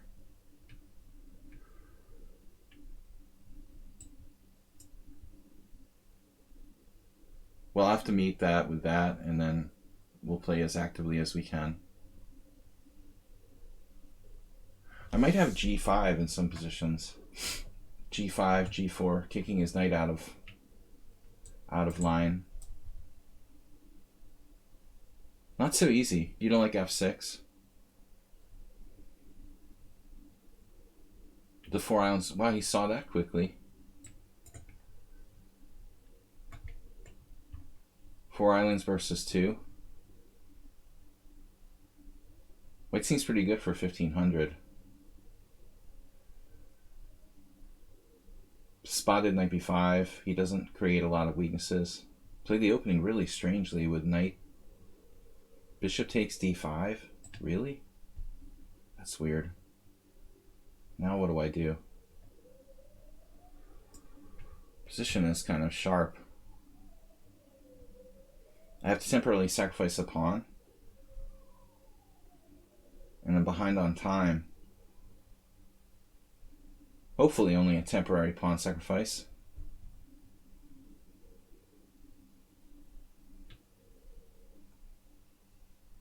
$13.82 in bullet. Interesting.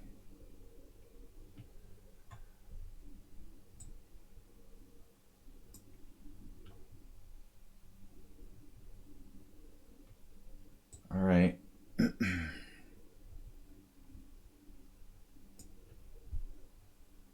Pretty good for 1382 bullet. He spotted that knight b5 quickly. Now he's a pawn up.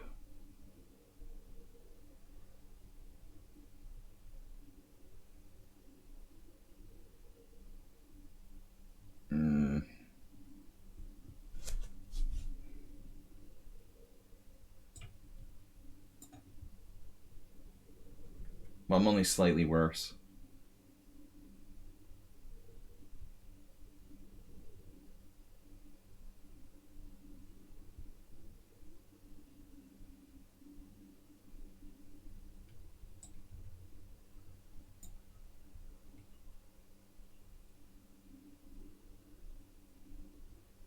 It's a little hard to believe you're 1300 in bullet playing like this.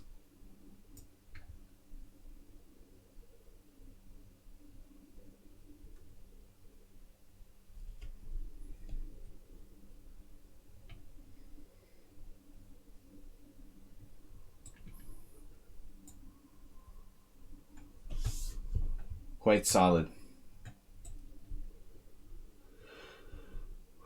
All right, we have some chances, but I'm still down a pawn. But the time is my main problem. He's just fast and good.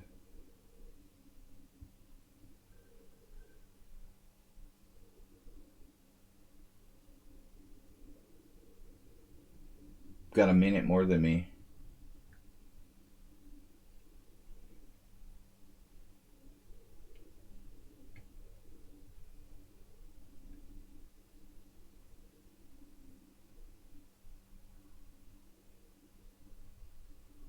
a deep move.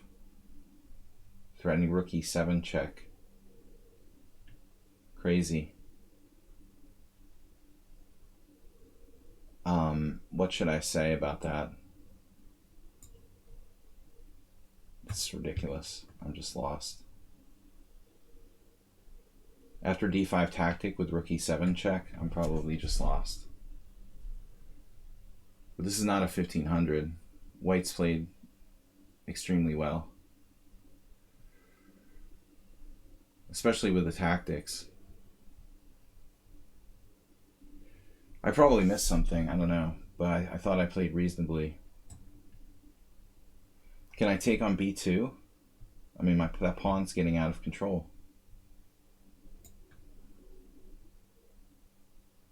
Bishop h2, ed5. I mean, he's playing rook e7 check. Does he have perpetual? Maybe I panicked.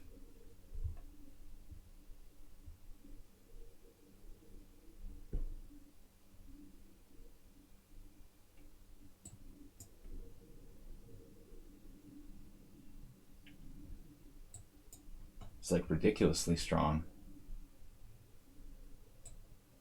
1500, right?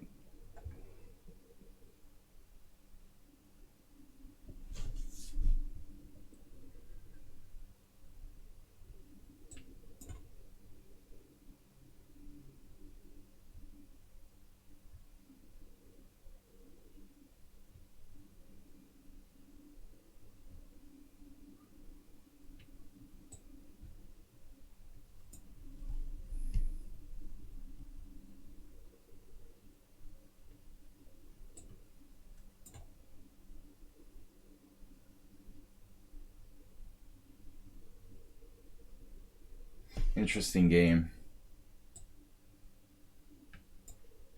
Yeah.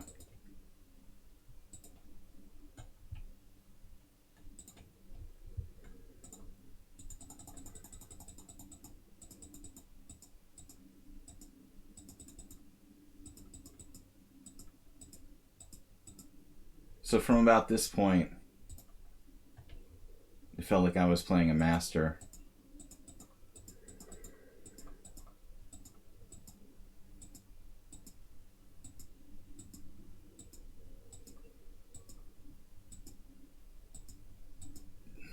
Looks like I was alright here, though. If I had had a little more time.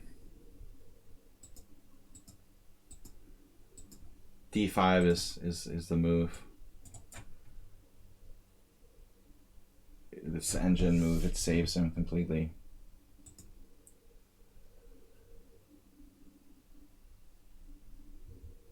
But I mean, there's no way you could be a 1300 bullet player and play like that. That's absurd. I mean, it's just not a perfect game by either side, but extremely key moves for White when he needs them. And after that, it's just over. Here I was apparently okay with knight b2. I was afraid to play that, but I was intimidated by this point already. Number one move.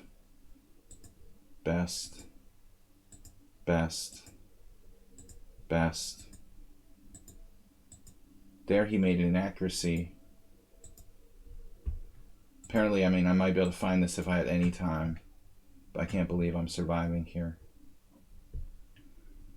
White is like a 2100 or something, except for the opening. I don't know.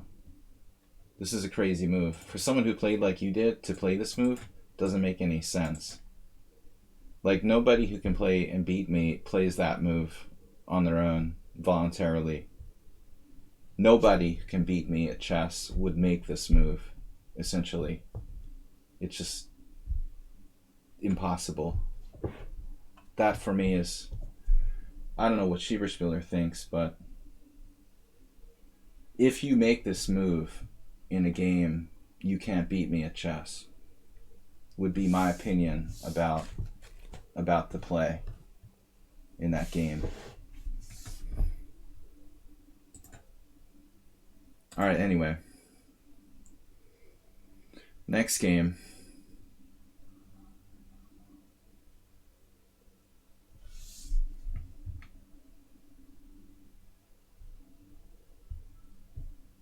It's like sometimes you play people.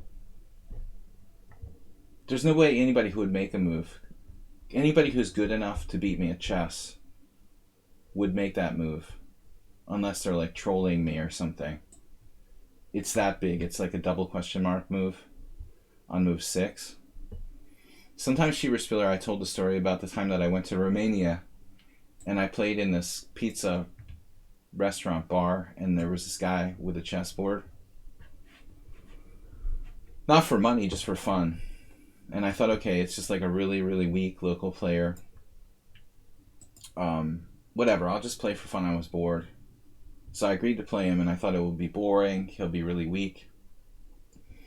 Then after like the first move, I realized that the move of the board was set up sideways. So like, the colors were wrong. White and black squares were on the wrong side, like in a movie or something. But I decided to play him anyway. I was like, I don't want to embarrass the guy and tell him, oh, you set up the board wrong. It's just a casual game. I'm not going to correct him and say, oh, I know everything. This is how you have to set up the board with the white square on the right and all that. I was like, whatever, he's just a poor beginner, and he beats me, I was like, okay, that's weird. Maybe I didn't take it that seriously. I don't remember now. It was like 10 years ago. But I was like, damn, he's been playing his whole life with the board like the wrong way. And he still beat me.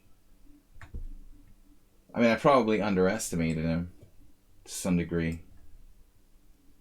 But it wasn't like a hustle or something where it was a good player and then he offers to play for money or something, That would be a good trick.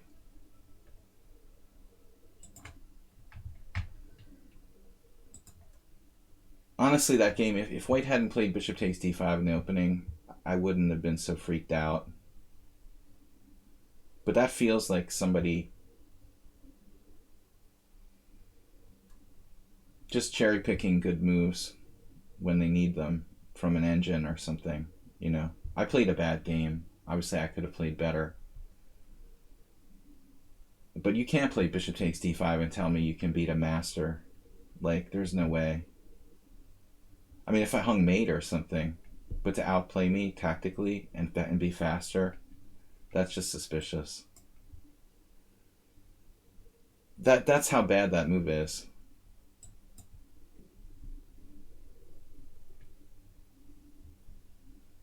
I was like, okay, this will be like a 10-move game. White played bishop takes d5. But if you use an engine and, you just like check the tactics when you need once in a while, you can probably beat Magnus Carlsen. Just here and there. A key move when you need it.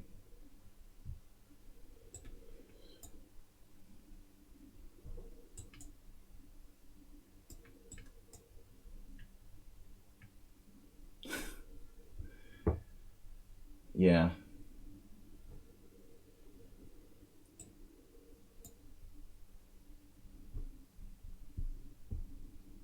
Right, no, I made a lot of bad moves. But, it's unbelievable that someone who could play such a move. It's possible, it's possible. But you can't explain how somebody who sees d5 is 1300 in bullet, okay? You can't be 1300 in bullet and play like that. That's ridiculous. No, something fishy there. If it was like 1800 or something, I could see.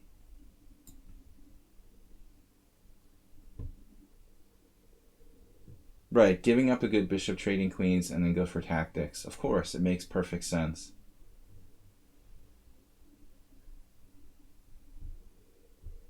It's like play your own moves, and then at some point, the engine just takes over and starts playing for you after you get a bad position.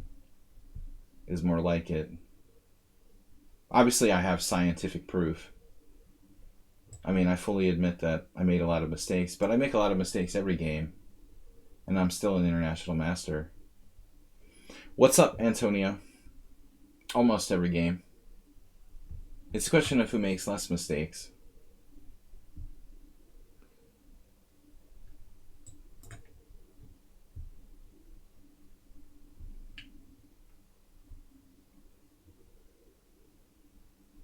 Tempted to play g5.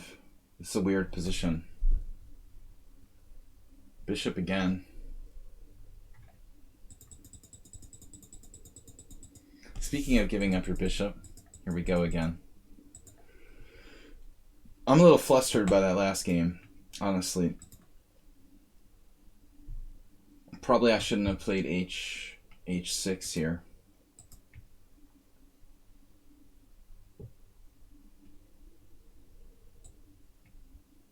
Well, I'm not going to continue to argue about it.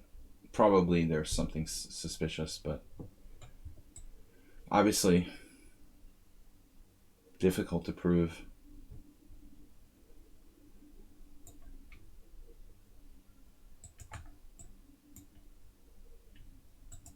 It wouldn't be enough evidence to like accuse him of being a cheater on lichess.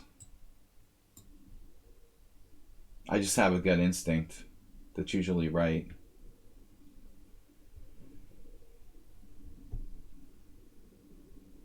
I run into a lot of people like that. They want to like beat me so they can tell their friends, oh, I beat an IM.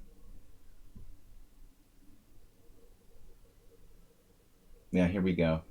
So you can explain why you're 1300 in bullet and you play moves like knight takes d5, and then you can play like master level tactics very quickly.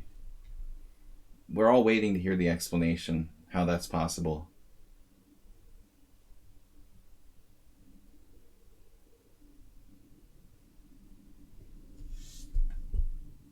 I really don't care. It's not even interesting.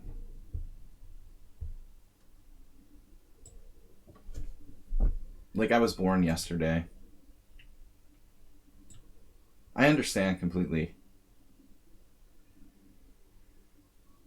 But Paschall, you beat me legitimately. That's different.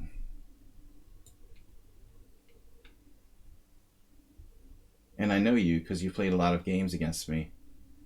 It's not like I'm unwilling to like lose to somebody low rated. But when it's suspicious, it is. I mean,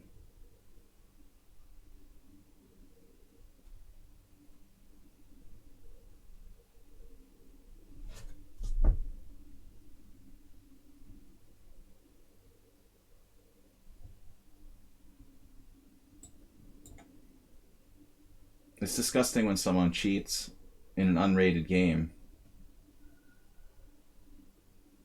That's disgusting.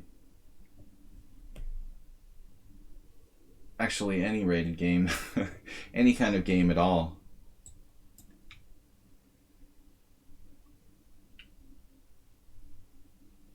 I don't think you get the point, Clyde Frog. Do you get the point? Because I've never seen you on my stream before. Where did you come from? The point isn't that he's playing perfect game, dude. He played himself the first 8 blunders. Or whatever. He played bishop takes d5 in the opening. He's 1300 in bullet, and you're going to believe he plays like a master tactically when he needs to. It's ridiculous. And if you really watch my streams, you would probably give a little more credit to my opinion.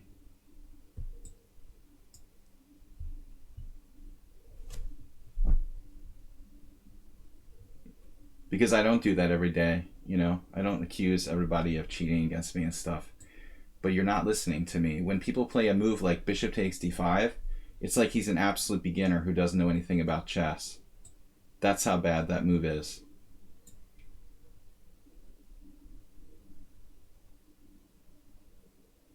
And why would you get so upset if you weren't cheating? Of course. Whatever, I don't care. It's like, I tell what I feel, you know? It's not like it happens every day. But this game is just too weird to me. The speed. How do you explain someone's 1300 in bullet and they can instantly play all the moves to beat me in a time that fast? How can you explain that? Can you explain that, Clyde? How does that work? He's 1300 in bullet, but he was playing like very, very quickly. Perfect moves at the end. to annihilate me. How can you explain that? 1300 in bullet is extremely weak.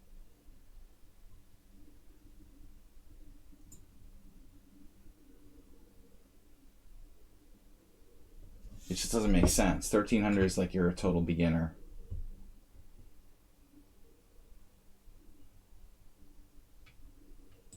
Now, I'm losing again. But it's not about being perfect. It doesn't matter. You don't have to be perfect. In fact, if you do play perfect moves, you're going to get accused of being a cheater. The goal is to not play perfect moves and still beat people. That's the whole point. If you play perfect moves, automatically you're going to get banned as being a cheater. The art is not playing perfect moves and cheating.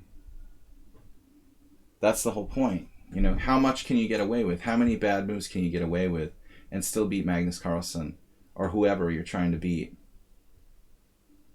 Anybody can just like play the first move the computer says and win like 100 games in a row with 11 cent pawn loss. You'll immediately get banned from lichess. But I'm just saying it doesn't add up. When I see something that doesn't add up, it doesn't add up. I lose games all the time, but this one didn't feel right to me. His speed, his ability to find the critical move when he needed it, the ridiculous move in the opening.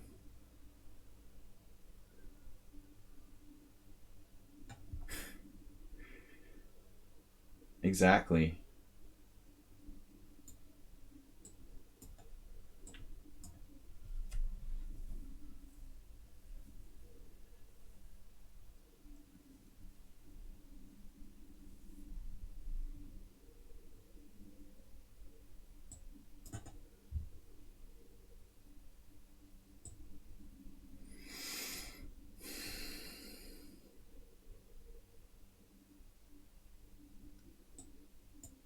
Now we're winning this endgame.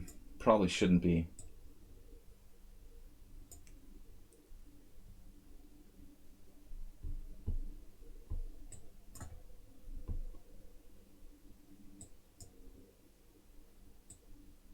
I just know when two independent things like can't really jive, you know. Nobody who plays that move, bishop takes d5 against me, is good enough to beat me in a real game. Period. I don't need to analyze or know anything else. This player is so beginner that there'd be no way if they're really making that move. That's all the evidence I need, really.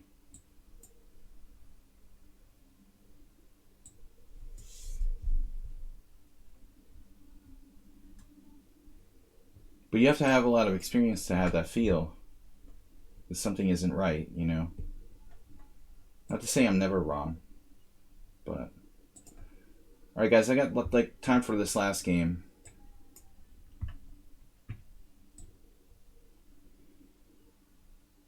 Luda, you were doing great. I'm a little bit flustered, but I think you were clearly better at some point. Maybe not, but definitely better. That was a good game to a point. You disintegrated in the end game. Really no reason to do that. You were doing fine. I mean, I don't think there's any way you should lose there. Probably a draw. Mouse slip. You don't have to give me a take back, but if you want to.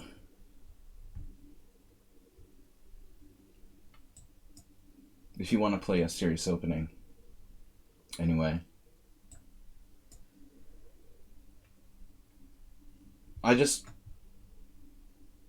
If I feel a game isn't right, I'm not going to brush it under the rug. I mean, a lot of streamers, probably because their image is so important and they don't want to start a scandal and they care just about their viewership or whatever, would just look the other way, you know. But I really want to be honest more than anything. You know, I don't care if I have 75 viewers or somebody gets insulted. If I feel something isn't right, I will say it. And whatever, you know. I don't care about my image more than the truth.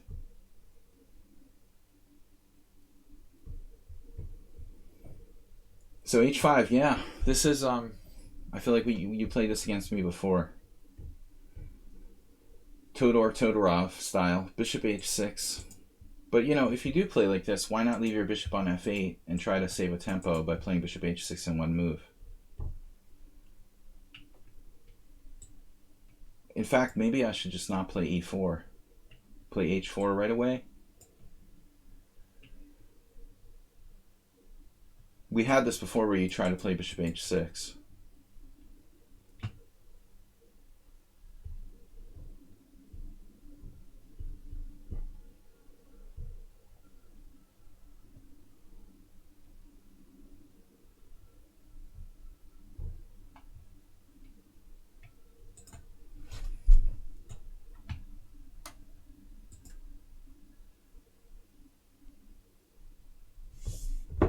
I gotta get another chair. My chair is extremely uncomfortable. d6.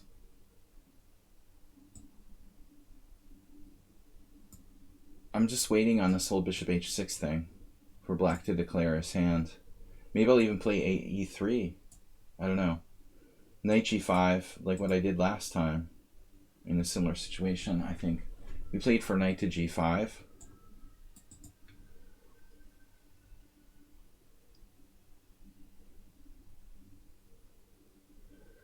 Yeah, it's weird. Again, like, why not?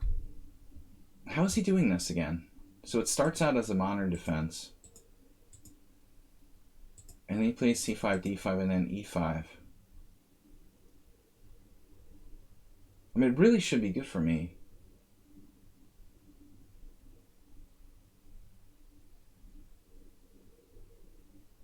He's wasted a tempo on bishop g7. If he wants to attempt bishop h6, it should be a lost move. But I'm still not convinced how great this is.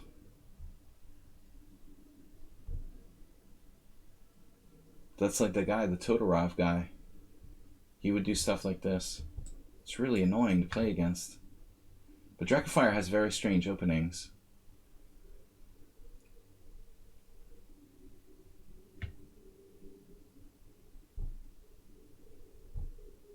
Yeah, that's true. It still matters, though. I mean, when you play openings like this with Stockfish, it'll tell you, like, white is better by 1.5 already, you know, without losing that tempo. But Antonia is right. The tempo means less in a closed position. There's no doubt. There's bishop h6. Then I have the same idea myself with bishop h3. King f8.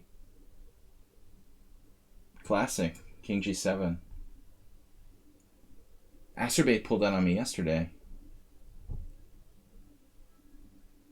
Didn't work, though. I can do the same thing. Sheeper Spiller, you don't like that? King f8. Exact same thing against the Acerbate. In that it was a messed up Benoni yesterday. He misplayed the modern. Misplayed the modern Benoni.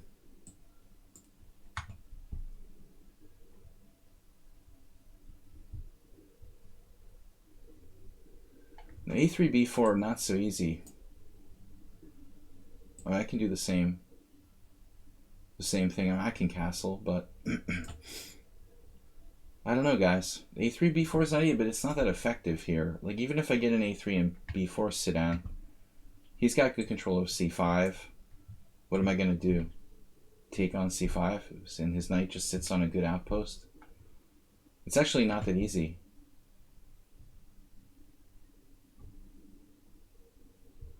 Not that easy. I mean, b5 also might be a good idea. So I probably have to play a4, stopping b5. Sheeper Spiller, are you going to do something like a simul today?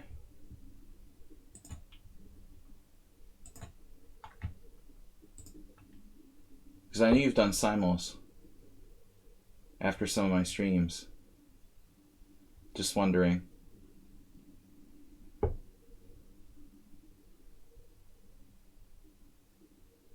What, the touchpad simul doesn't work well? I should try a touchpad simul. I want to play king. No. I want to play king g2 myself. I feel like a copycat. I'm stealing his idea. Bishop e6.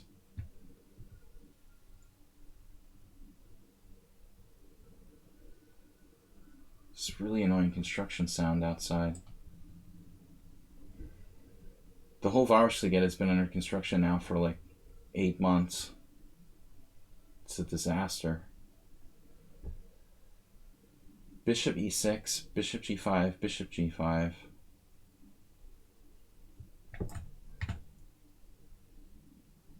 He's going to do the exact same thing he did last time. It was like knight f8, right? This is a system. He's got it all worked out. Although knight f8 trades the white square bishops. We had the exact same game last time. Bishop d2 is a waste of time. Probably I should play rook a3. We had virtually the same exact game. Knight f8. Where did you come up with this? Where do you come up with this system? Seriously. Studying with Todor Todorov.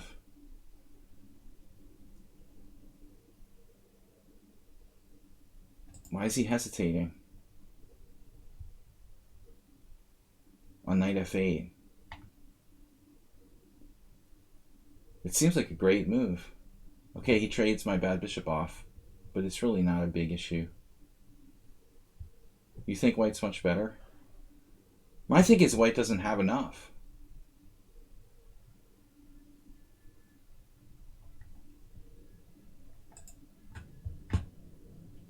I'm disappointed that I don't have enough. White is better, but I mean, there's like no way to break through. Last time was very unconvincing as well. The last time we did this, I won somehow this game here. You see? Same structure. Exact same structure on the queen side. I won because of time, but not really on the board. No tactics.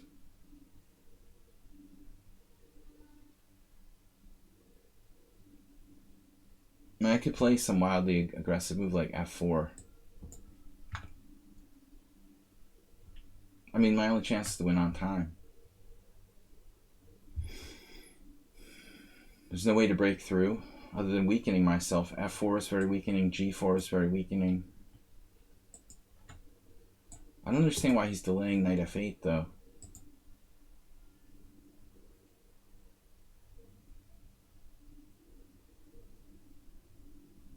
I mean, last time I tried to play like rook b3, but it was hopeless. This is so solidly protected. I don't have a plan. And Sudan's suggestion of b4 isn't all it's cracked up to be. Especially now that I've played a4.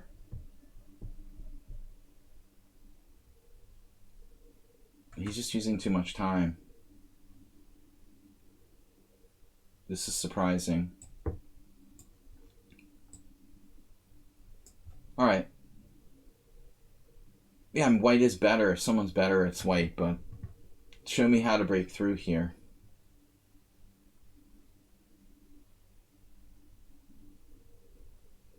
f4 is the only try, but it would give him g4 forever. Like right now, I want to play f3.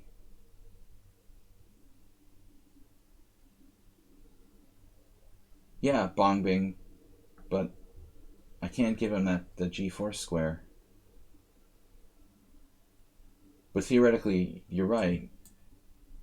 You know, that's our only real chance. I mean, g4 would be better if I could play it. Maybe I can play like knight d1, f3, knight f2, g4, but it takes forever.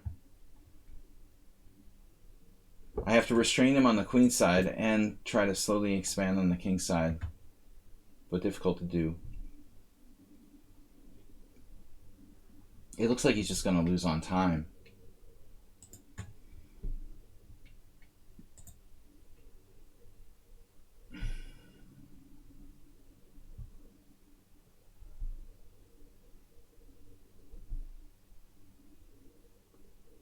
Knight takes f7. But it's not clear. Now knight f7. He has bishop d2. Knight h8. Bishop c3. Or any move for that matter.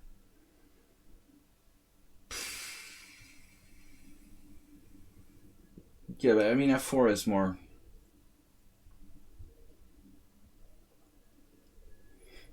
worth considering now, maybe. It just looks really weakening. I'm really burning my bridges behind me here. Whoa. But that can't be good. f5? No, he just lost. He's got to be lost after that. I can't believe it. Check.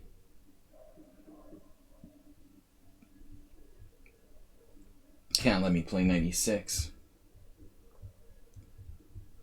Just dropped his pieces.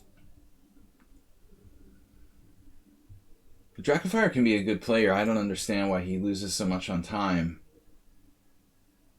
Because until like 3 moves ago, the game was very tense.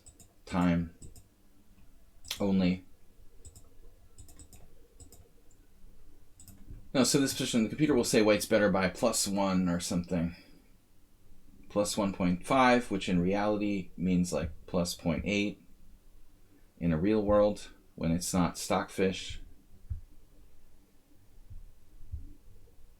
Very hard to break through here. As I said, I think the best play on the computer is on, you know, f3 and then knight d1. This is probably a bad move. Still white's clearly better though. Then he just freaked out. So here, trying to control g4. And I was just gonna take and try to have this like protected pass pawn on d5. But I mean, I've given black the g4 square now, so it doesn't seem that easy. As I said before, I think it's better to play more patiently with like knight d1 or f3. White is slightly better. All right, guys. So next time we're gonna be back tomorrow night. I gotta go. We're gonna be back tomorrow night with a Blitz tournament. I'll put that up today. Hosted Ponda Blitz number 10 or whatever. It's 6:45. The tournament will start tomorrow night. Ponda Blitz event, 9 rounds Blitz tomorrow night here on lichess and Twitch. Join our team, Ponda and Horses Club, if you'd like to play. And that's it for today. Thanks for playing, guys, and thanks for being part of the stream. Mr. Ponda. Mr. Coffee is not here. Hey, trust the instinct. Thanks, guys. Bye-bye.